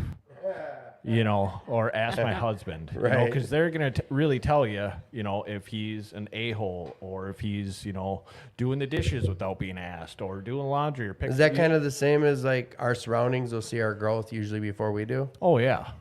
And they're, that's, that's why I keep the people close to me that I do, because they will call me on my BS. Or like tonight on the way here, I was having a few fits of rage with other drivers, and KRISTA, oh, did we have a bad day today? And just mind your own business, But that's she can say that to me, and I'm like, oh yeah, maybe I am kind of being an a-hole. But she knows you. You guys are pretty close. Yeah. You guys shared last time about your guys' history and how you guys are close. Like the three of you guys are pretty close friends, right? Yeah. And we call each other on, the BS that we see, and at least for me, I need that in my life. You know what? That's the next question, and we'll start with you, Jack. Is how essential is it in your recovery and life in general to have people around you who won't co-sign shit and call you out? It's absolutely important. A lot of the time, we can't see what we're doing wrong or can't see slipping back into old patterns.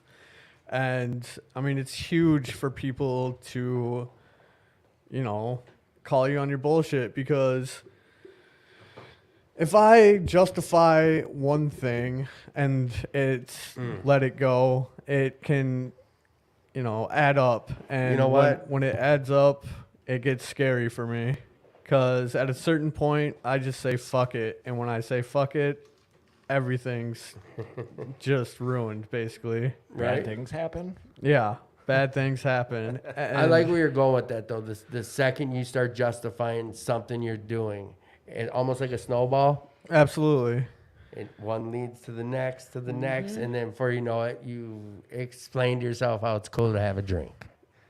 Absolutely. And, the lies I tell myself, I mean, in active addiction, it was more apparent how many lies I told myself and believed, but I can do the same thing in recovery. I mean, if I spend too much time isolated or by myself, I can start believing all sorts of lies that I tell myself. And that's when it gets scary.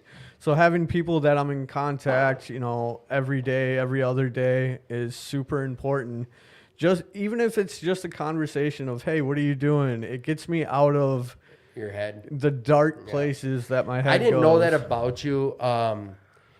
When we met earlier in your recovery, you were someone I knew at the meeting. It was Dustin who opened my eyes to you, and it was like, dude, hit up Jack. He's in his bullshit again. He's in his head.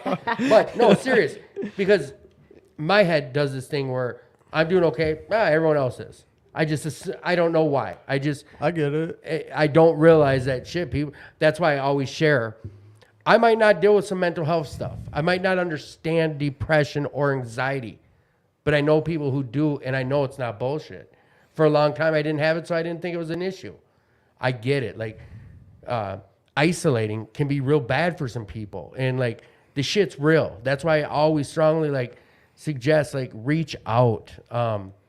Just please reach out. I put up hotline numbers all the time. I ask you guys, I challenge you to utilize the other people who are posting on here or our guests. Reach out. You hear not the struggles, but you hear people's stories. Someone who's already posted on here is real good about saying our details might be different along our stories, but we all meet the same catalyst. We all have a catalyst that puts us over this edge to get to these rooms. And Chris has shared about we're not special. I'm not unique. Mm-hmm. We're all the same, trying to figure out this thing of life. Jack, what I was saying about Jack was I needed someone to tell me dude, reach out to Jack. He's in his shit. He's all isolating and shit. So I'd call you or whatever and not realize that that's helping someone. So someone else not co-signing my shit to feel everything's okay because I'm okay. That's where I think it's real important we start doing that type of stuff. Absolutely. And that's one thing that was really good about my early recovery is I did find a home group and I showed up, and I made it a pattern. So when people saw that I was acting different or didn't show up for any reason, people would actually reach out. And, it doesn't take that much time just to send a text or call them and say, "Are you okay?" And if they say yes, pry them a little bit maybe just to see if they actually are. But, it's scary when people that are around fall off the map, because that's when dangerous stuff We've is buried, happening. just in the last 2 years from the men's meeting, I know of 3 different people we've buried. I mean, it happens. Right. They say get a couple nice suits when you get into recovery, because you're going to be getting some job interviews. You're going to be going to funerals. And if you decide to go back out, they'll have something nice to bury you in.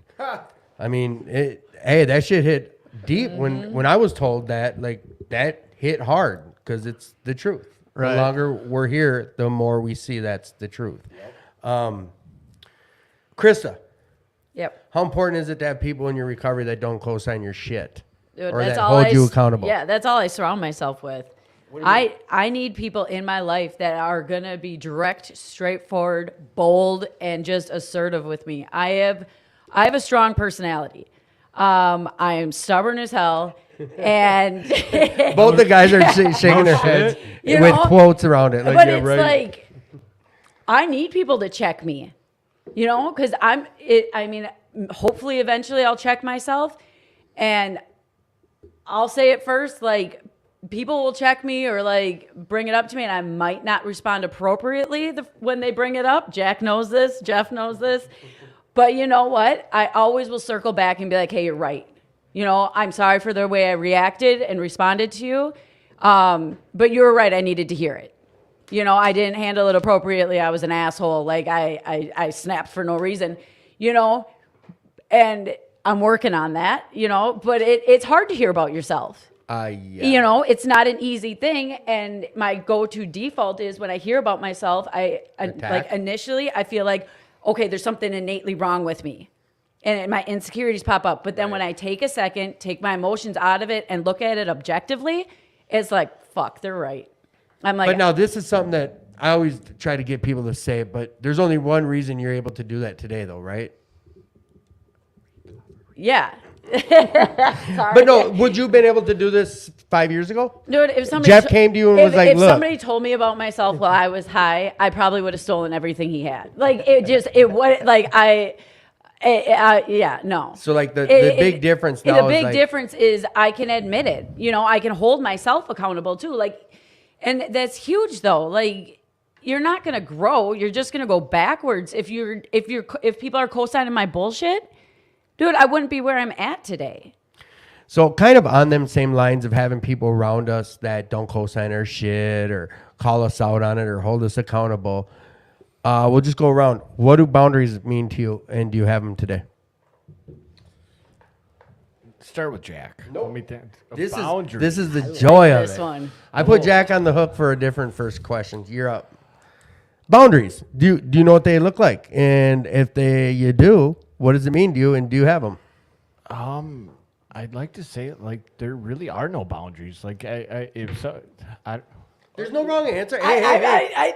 I'm going to tell you at 5 years in, I'm still barely, I don't think I have boundaries. I mean, yeah, like healthy there is ones, there is still a working whole on lot it. that I won't go out there and say. I regret some of the things that come out of my mouth. No. I'm talking about setting boundaries for people around you. Yeah. Or you know what? No. However, Yeah. I asked you what you thought that meant, and that's cool. So you're talking about your own boundaries, personal.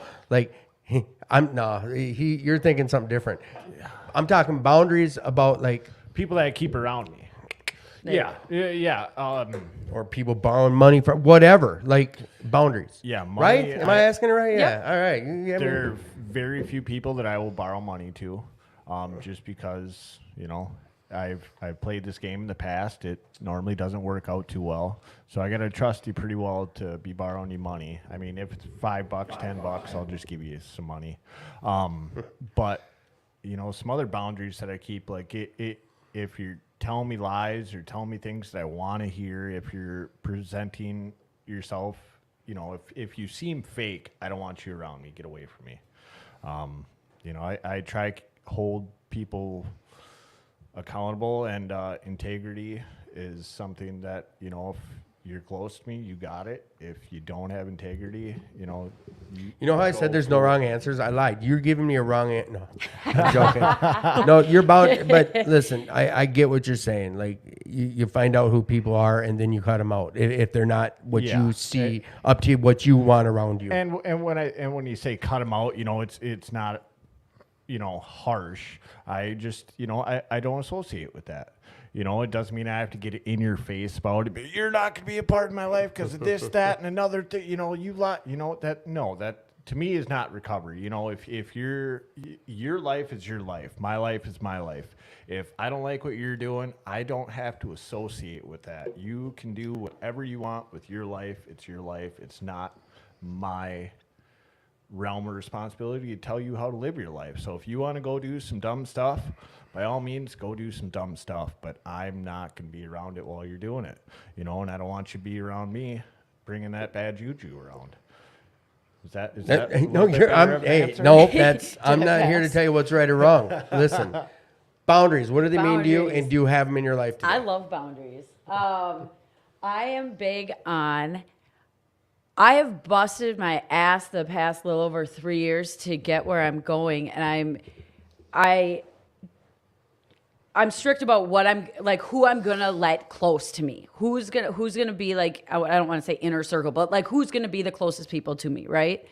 And it's people who I can trust, people that are honest, people with integrity, people goal oriented, people going the same direction that I want my life to go in is who I'm gonna keep closest to me. Okay. And everybody can have their own paths. They can have their own thing. I don't need a ton of people in my, like, super close to me. But who I'm going to have, like, who are my go-to people that I'm going to go to if I have issues or whatever happening in my life, these people are going to be more like-minded, more just headed in the same direction that I see my life going, you know? And it's not saying anything bad about anybody else, but there's also certain things that I'll tolerate. Right. I'm not going to tolerate disrespect. I'm not going to tolerate lying. I'm not going to it's just, I've dealt with so much bullshit in my life that I just don't have time for the drama and the chaos and just the catty freaking talking behind people's back. I don't have time for that. Like, I've spent enough time, like, with that in my active use. Now it's like, okay, what are we going to do to better ourselves? What do we want our lives to look like? Let's help each other achieve our goals. Let's go with purpose and passion, and what are we doing?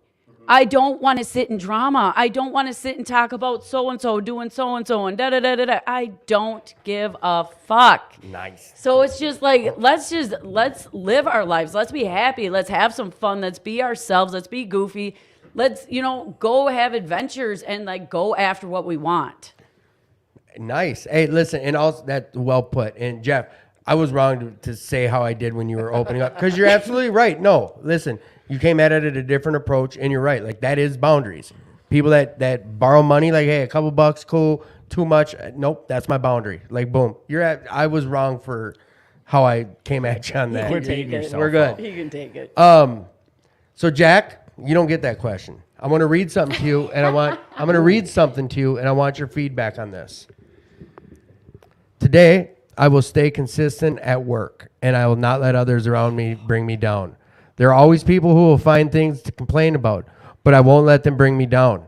I will also try to teach the new group of people I will always try to be nice to the new group of people without judging them. At one point, I was new, and I know how it felt. Talk to me. Well, that was a recent goal of mine. I think nothing's off limits. Yeah, I just think, people's energy is contagious, and, depending on where you work, maybe not depending on where you work, you can always find people that have a negative attitude, and I've done a lot of work not to be a negative person, and when I go to work and there's someone that has a negative attitude about what they're doing or how this job sucks, or, they can just find anything to nitpick at. The job I'm at right now pays me the most I've ever made in my life. It's a great job. I love it. It's the schedule I want. And just because this person that I'm working with has a negative attitude, I can't allow that to bring me down and get into. Because if I find negative things in some of the things I really like, I'm going to find negative things in all aspects of my life. And then once again, I'm really screwed because that leads to an attitude of, why am I doing all this? And, that can get really dangerous for an addict like me. Awesome. No, that's good. All right, I want to read something to all three of you, and I'll reread it and then get your feedback. All right, what, you got to use the bathroom? No. All right, I'm done reading your goals. Oh, okay. All right. That's what I was saying. We admitted we were powerless over alcohol and that our lives had become unmanageable. KRISTA, Ooh. what does that mean to you? And how did it work for you? To me, it means that I lost control. Like, I couldn't control it. I couldn't manage my life. I had my life had become chaotic. And that's revolved around my use in drugs and alcohol. That I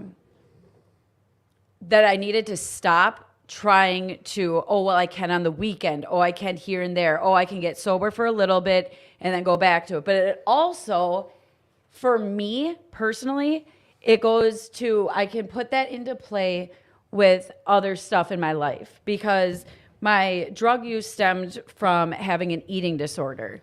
And I started using meth to replace the eating disorder because I was so weak from not eating and I had no energy. So meth gave me energy and took away my appetite, So I tie in a lot of my recovery stuff with the eating disorder stuff as well, because it goes hand in hand for me. Okay.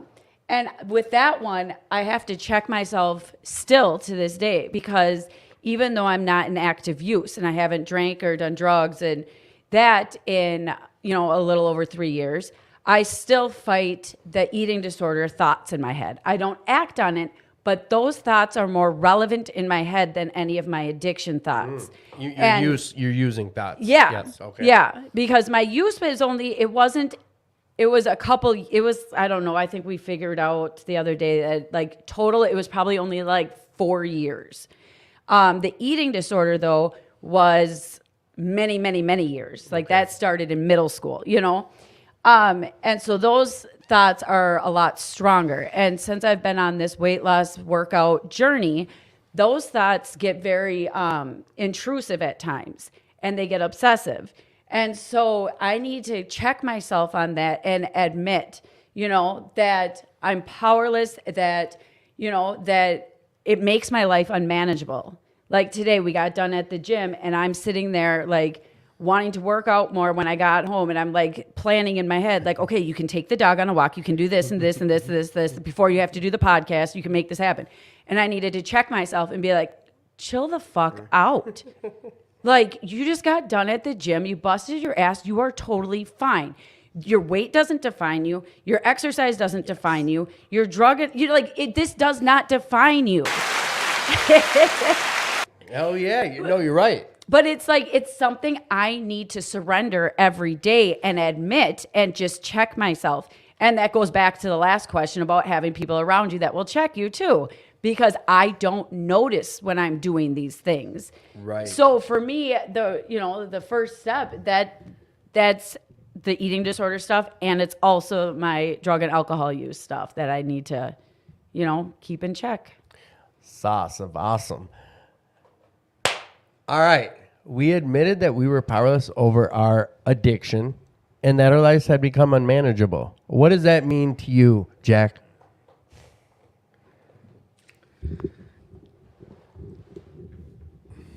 It means that I was not successful in any form of life when I was in active use, or not to the standards that I hold myself to today.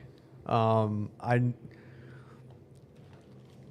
very quickly into my addiction, I knew that this could be a problem, and I was right. And it wasn't fun anymore. I knew that I could do better, and it just became shameful. And yeah, I don't know. It just reminds me that whenever I get an ego and whenever I think about my addiction, I'm wrong. I can't control any part of it. And I wasn't living up to, the standard I had for myself, I guess. No, well put. So, Jeff, spelled not Jeff. We admitted that we were powerless over our addiction and that our lives had become unmanageable. What does that mean to you?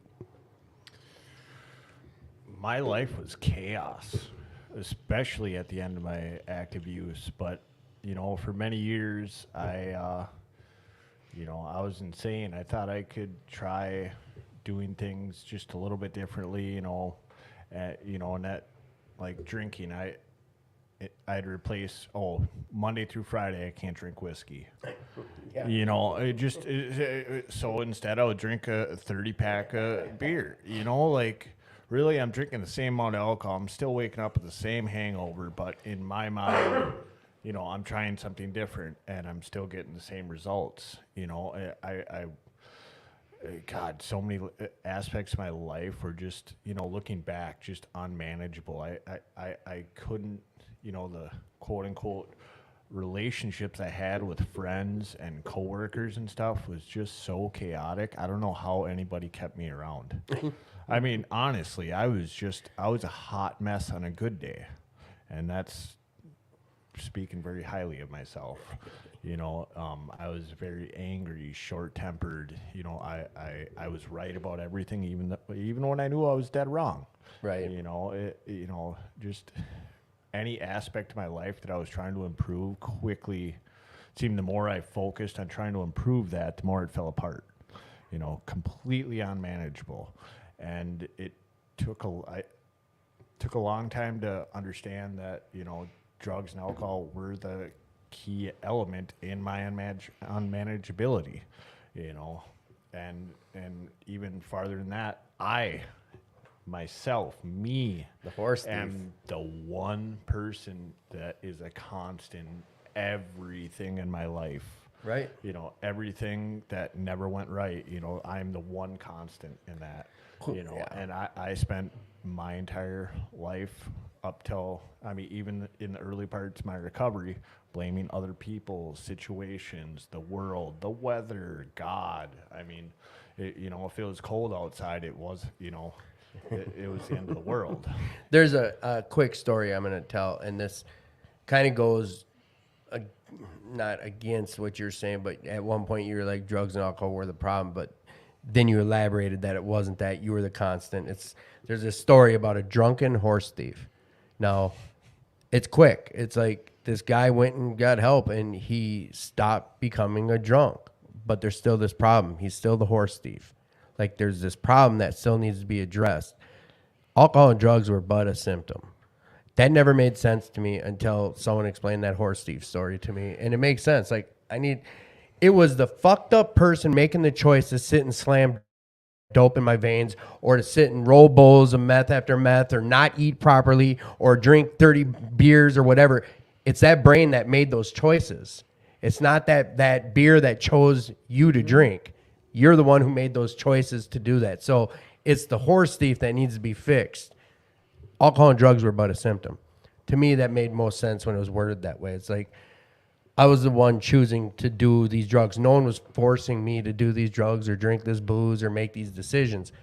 It was me making those problematic decisions. Whatever, blah, blah, blah. So, Bridge, thank you for dropping good questions on us. We're going to have to push that till next week. I did ask you guys to bring up some topics. We're not going to have time for that.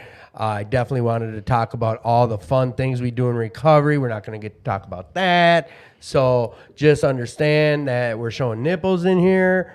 but Not KRISTA. No, Jack. Let's clarify. Jack, put those away. Jackson. Jackson, control yourself. So no, definitely you guys will Sorry, be back Mom. on. Sorry, Mom. No, we're. You know what? I'm not really subjected to no time limit, but I know it's getting long. We've been here for 2 hours, so what I'd like to do is confirm. First, we'll start with Jack. Hey, I'm gonna get you back on the show. I believe with Dustin, right? You'll be back on with him. Sure. That's a yes? Yes. All right. KRISTA, Jeff, I can get you guys back on. Absolutely. We're going to have a Will Work show. I still got to try to go work some details out with the guys from there, and we might have it there. A show or two. I don't know yet. But good. Got your confirmation from you kids. So this is the part in the show where I tell you guys something. And what I tell you is stuff like the Ride for Recovery is coming up. The Ride for Recovery. It's the 5th annual 2218 Ride for Recovery, June 24th. Saturday, June 24th. It's an all-day event. It's a blast. Put on by the world's longest continually running Alano. Like I said, in the world. That's huge. That's a fat statement. Like, this place has been here the longest ever out of any of the Alanos. So, that's pretty huge. And like I said, it's the 5th annual. You don't have to be a motorcycle rider to be part of this day. I own a couple motorcycles. I didn't go on the ride the last 2 years because I was doing the podcast. People, my parents come, family and friends come. It's an all-day event. There's music, there's games, there's Johnny Pops, there's root beer floats and food and barbecue and silent auctions and raffles and people telling their stories and great fellowship. And listen, if you've never seen hundreds of bikes pulling in at once, you got to come down here and check that out. Like when they all pull in at noon, it is something else. Last year was real cool. Like we got to put Carl on a 3-wheeler. It was badass. Like some really cool stuff happens during this Ride for Recovery. So come check it out. We have tons and tons of info online about it. 2218's Facebook page, 2218's the page for the podcast, or you can go to 2218alano.org. Check all this stuff out. You've heard us talk about Will Work for Recovery. They talked about their schedule. They have meetings like every night of the week. They have events going on all the time. That is 2520 North 2nd Street. Monday, Wednesday, Friday, there's some bigger meetings. There's a no BS meeting at 5 o'clock. It's a men's meeting. Is there a women's meeting you go to there? Or Yeah, 5 o'clock same Wednesdays. time. Oh, same time. Yeah, Wednesday. They're in the big room. So when you walk in, it's the big room to the left. There's a women's meeting at 5 o'clock, and you walk in to the right. It's the men's meeting. Tons of stuff goes on there. Tons of stuff goes on here. We brought up Serenity Village.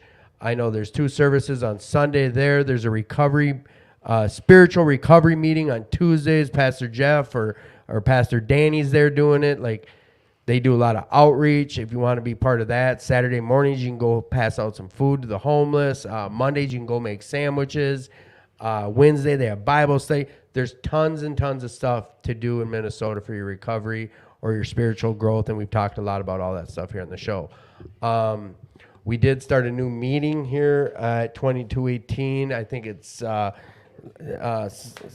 meet up with Dorothy, I apologize. It's at 8 o'clock here at the club on Fridays.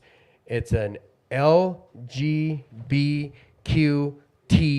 plus. I'm sorry if I left anything out or I said that incorrectly. I apologize, but it's an open meeting to all facets of stuff. You're all welcome to come check it out. Again, I'm sorry if I mispronounced any of that information. So, here we go. I do have it. I knew I did. I used it for notes. Friends of Dorothy, and that is an open LGBTQ plus AA meeting Friday at 8 o'clock. And we have Mini Pod doing their mini prom. If you want information about that, reach on out. People young in recovery or young at heart are more than welcome to show up. It's the mini prom, a sinking ship, Big Book, page 153, March 11th, and here at the club. 2218 First Avenue South. Suggested donation at $10. It is a drug and alcohol-free experience and event. Speaker is at 8 p.m. Jamie S. from Iowa. It's a dance we'll follow. It'll be a blast. These young guys and girls know how to get it in. So this is the time of the show. They know how to party and have fun, clean and sober. I seen the face you made. Go ahead. What? I didn't say a thing. I know. Looks are everything. Pro So social. this is the part where I ask you guys what you're grateful for. So, Krista, what are you grateful for? Oh man, I'm grateful for opportunities. I'm grateful for authentic friends. I'm grateful for family. I'm grateful for my job. I could go on and on. Thank you. Jeff. I'm grateful to be at where I'm at in life. To I've found a power greater than myself, and to be working a program of recovery, and having an awesome roommate. Jack, what are you grateful for, my friend? I am grateful to have a better relationship with my parents and have a better relationship with basically everyone. I'm grateful to, not be so shameful in everything that I'm doing. I'm grateful for the recovery community I have. I'm grateful for a future that I never dreamed of before. And recovery. That's awesome, bro. And I was telling you guys about all these events and things that are going on. And I told you about how Saturdays I go to sometimes SNL, but there's this thing they do at Will Work for Recovery. It's called Walk and Talk at 7 o'clock. And on the 25th of March, the fellow you heard tonight named Jeff, he's going to be doing the Walk and Talk at 7 o'clock on the 25th at Will Work for Recovery. Short piece of trivia is the first one to ever do the Walk and Talk at 7 o'clock. Oh. But yes, thank you everybody for the support. Thank you for people checking in, posting questions. John, Dad, Bridge, Johnny, Frank, Elisa, Tommy, Quinn, Alfredo, LaQuisha, Latonda, Martin, Frank, Jack, Tisha, Trista, Krista, John, LaShawn, Danny, Frank, Pete, Tommy, Fern, Dan, Jason, Johnny, William. Hey, and anyone else I miss, I'm really sorry, but we appreciate everyone who checked in and people that support the show. Till next time, we love you. If no one's told you that today, let me be the one to let you know. I love you. Mental health is real. If you're struggling, please reach out. If you don't know how to reach out or who to reach out to, you can contact me directly. I love you. Talk to you next week. Bye. See ya.